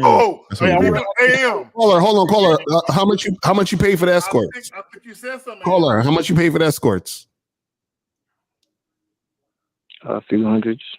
How much? How much? I want to hear. How much exactly? How much? 300. 800. Okay, he's telling the truth. 300. He said 300? Yeah. Okay, he lying. Fuck out of here. This nigga's lying. Because escorts ain't costing no $300 unless you got some back alley fucking goofy. Bro, he sounds like a back alley nigga. you know he's a back alley nigga. This nigga's not. Bro, you're literally wasting your fucking wealth to be yourself. Yeah, that's all you got to do is go find you a freaking broad that's just as freaky as You know what, AM, no? I really think we should get rid of this caller because I think he's getting off by us just disrespecting him. He probably likes to be disrespected, spit on, slapped. He's a nasty nigga. You know what? Hang up from this nigga. This motherfucker ain't said shit. Oh, you're right. No, 50 I'm dead serious. This motherfucker is loving us, disrespecting him right now. We feeding right into this shit. Get this bitch ass nigga off the phone. Yo, caller. Caller, did you wipe the sweat? Did you wipe the sweat from that motherfucker? Like, oh yeah, keep on talking and shit. Keep talking. Caller, you fucking piece of shit. Get off the line. Listen, Cole, you're gonna have to donate for this shit we're giving you right now. Yes. Yo, he hung up. He hung up because we figured the nigga out. I just want to say, this is the way that men communicate. Facts. When you act like a bitch nigga, we clown you like a bitch nigga. Oh, that nigga. We done figured that nigga out 3 times more. For every dude out here that just heard that goofy shit. If you're a super freaky type dude, you got to do one of two things. You either got to find a chick that's just as freaky as you and take everything that comes with that bullshit, right? Or you can train your fucking bitch to be freaky. Facts. Yeah. One of the two. But this goofy shit where you're going to fucking escorts because you know that the chick you with ain't gonna accept the shit you doing. He's into you remember Uncle Elroy and nigga and next Friday, nigga Uncle Elroy, nigga, when he went in that nigga room, that nigga had shit on the shelves with lights, nigga, whips and all type of shit. Nigga, hey, if you into that, live that way, nigga. And if a dude really paying for escorts, I mean he got paper. So you know what I'm saying? Instead of fucking bullshit, he could get some coaching. But that, you know what I'm saying? But you know, it is what it is. So it's about that time, man. I just want to say real quick, shout out to K-Zag for the dope topic. There really is a way that men communicate because we're not equal to women. We are different. You understand?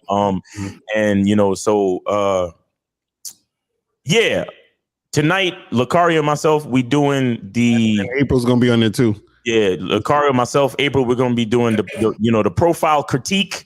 You know what I'm saying? So make sure y'all come. That's a hilarious show, nigga. That shit be so funny, nigga. I wanted to tell y'all niggas that when that nigga goes to your profile picture, and they Lucario too. That nigga profile picture, he said, "This ain't it." Nigga, this ain't it, nigga. That should be hella funny, nigga. So guys, real shit. What time again? 7:30 tonight. So you guys, if you want to get on that, send your profiles to questions #4 locario@gmail.com. Questions for locario@gmail.com. Send your profile and your bio and a donation. And one day let me on that G thing, nigga. One day, nigga. As always, appreciate y'all gentlemen, for being here, spitting the game. Thank you to all the callers that called in. You know what I'm saying? Go to realgamenotheory.com for that coaching. And that's it, man. Respect everybody, man. Much love. I appreciate y'all, man. Hold on. Let me just say this. As men, right? Again, when we talk to women or any other man, we speak with authority, right? We're assertive with our shit, and we influence people with our conversation. Period. You know what I'm saying? A lot of these bitch ass niggas, they are influenced by a bitch. Yeah. Oh, you might give me some pussy? Oh, so when I came up with that little date idea, you ain't feeling that? You want something else? I'm gonna give you that. Because I think I might get some pussy. That's what bitch niggas do. I always say, man, they are helpmates. Stop pedestalizing the help. Nigga, we can't continue to pedestalize the help, man. Thanks. That's all it is. Hey, man, but straight up, man, I just want to say this real quick before I get up out of here, man.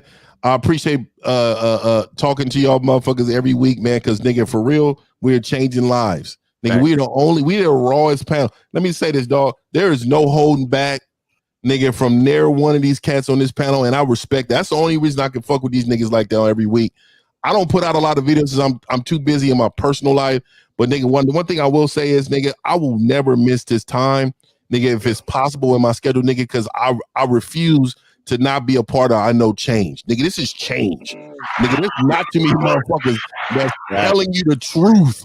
Nigga, teaching you how to be you and enjoy you and living the way you want to live, nigga. It's out of everybody else. Oh, we don't deal with these type of women. Don't do this. Don't be married. Data shows, all high level. All right, but man, fuck these niggas, man. Nigga, be you. Yep. You know what I mean? I respect y'all niggas for that, man. Straight up. And just to show you how fucking fucked up I am, right? I got a problematic neighbor that has to move now, so I'm about to go sit on the porch and smoke a cigar and watch these motherfuckers leave like fucking like Curly Bill, like Curly Bill on Tuesday. You know what I'm saying? That's my nigga right there. I'm about to sit there and smoke some and get some like bye nigga.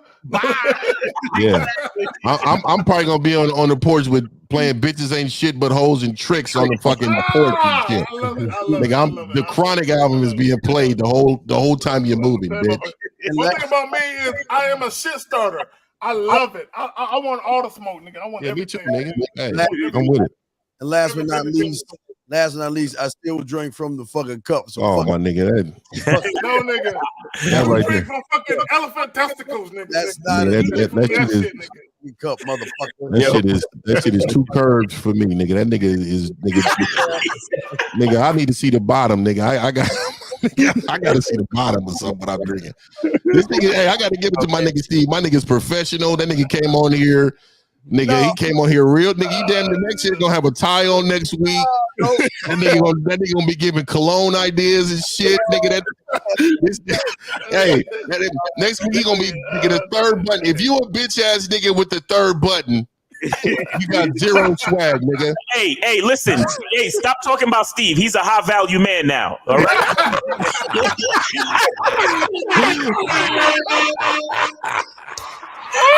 He's a high value man now. Y'all better watch that niggas.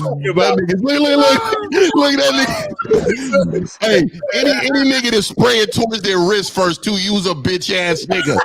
Nigga, we put it on our neck and our fucking chest, nigga. Stop spraying it on your fucking wrist like a bitch. You know what? 1959. You don't even do that, bro. Some of them spray it in the air and then walk. They try to catch it, nigga. He's a bitch. Yes, queen. Yes, queen. Yes. Oh, nigga, that's some funny shit, nigga. Man, appreciate y'all, man, for real. Appreciate y'all, nigga. I'm out. Peace.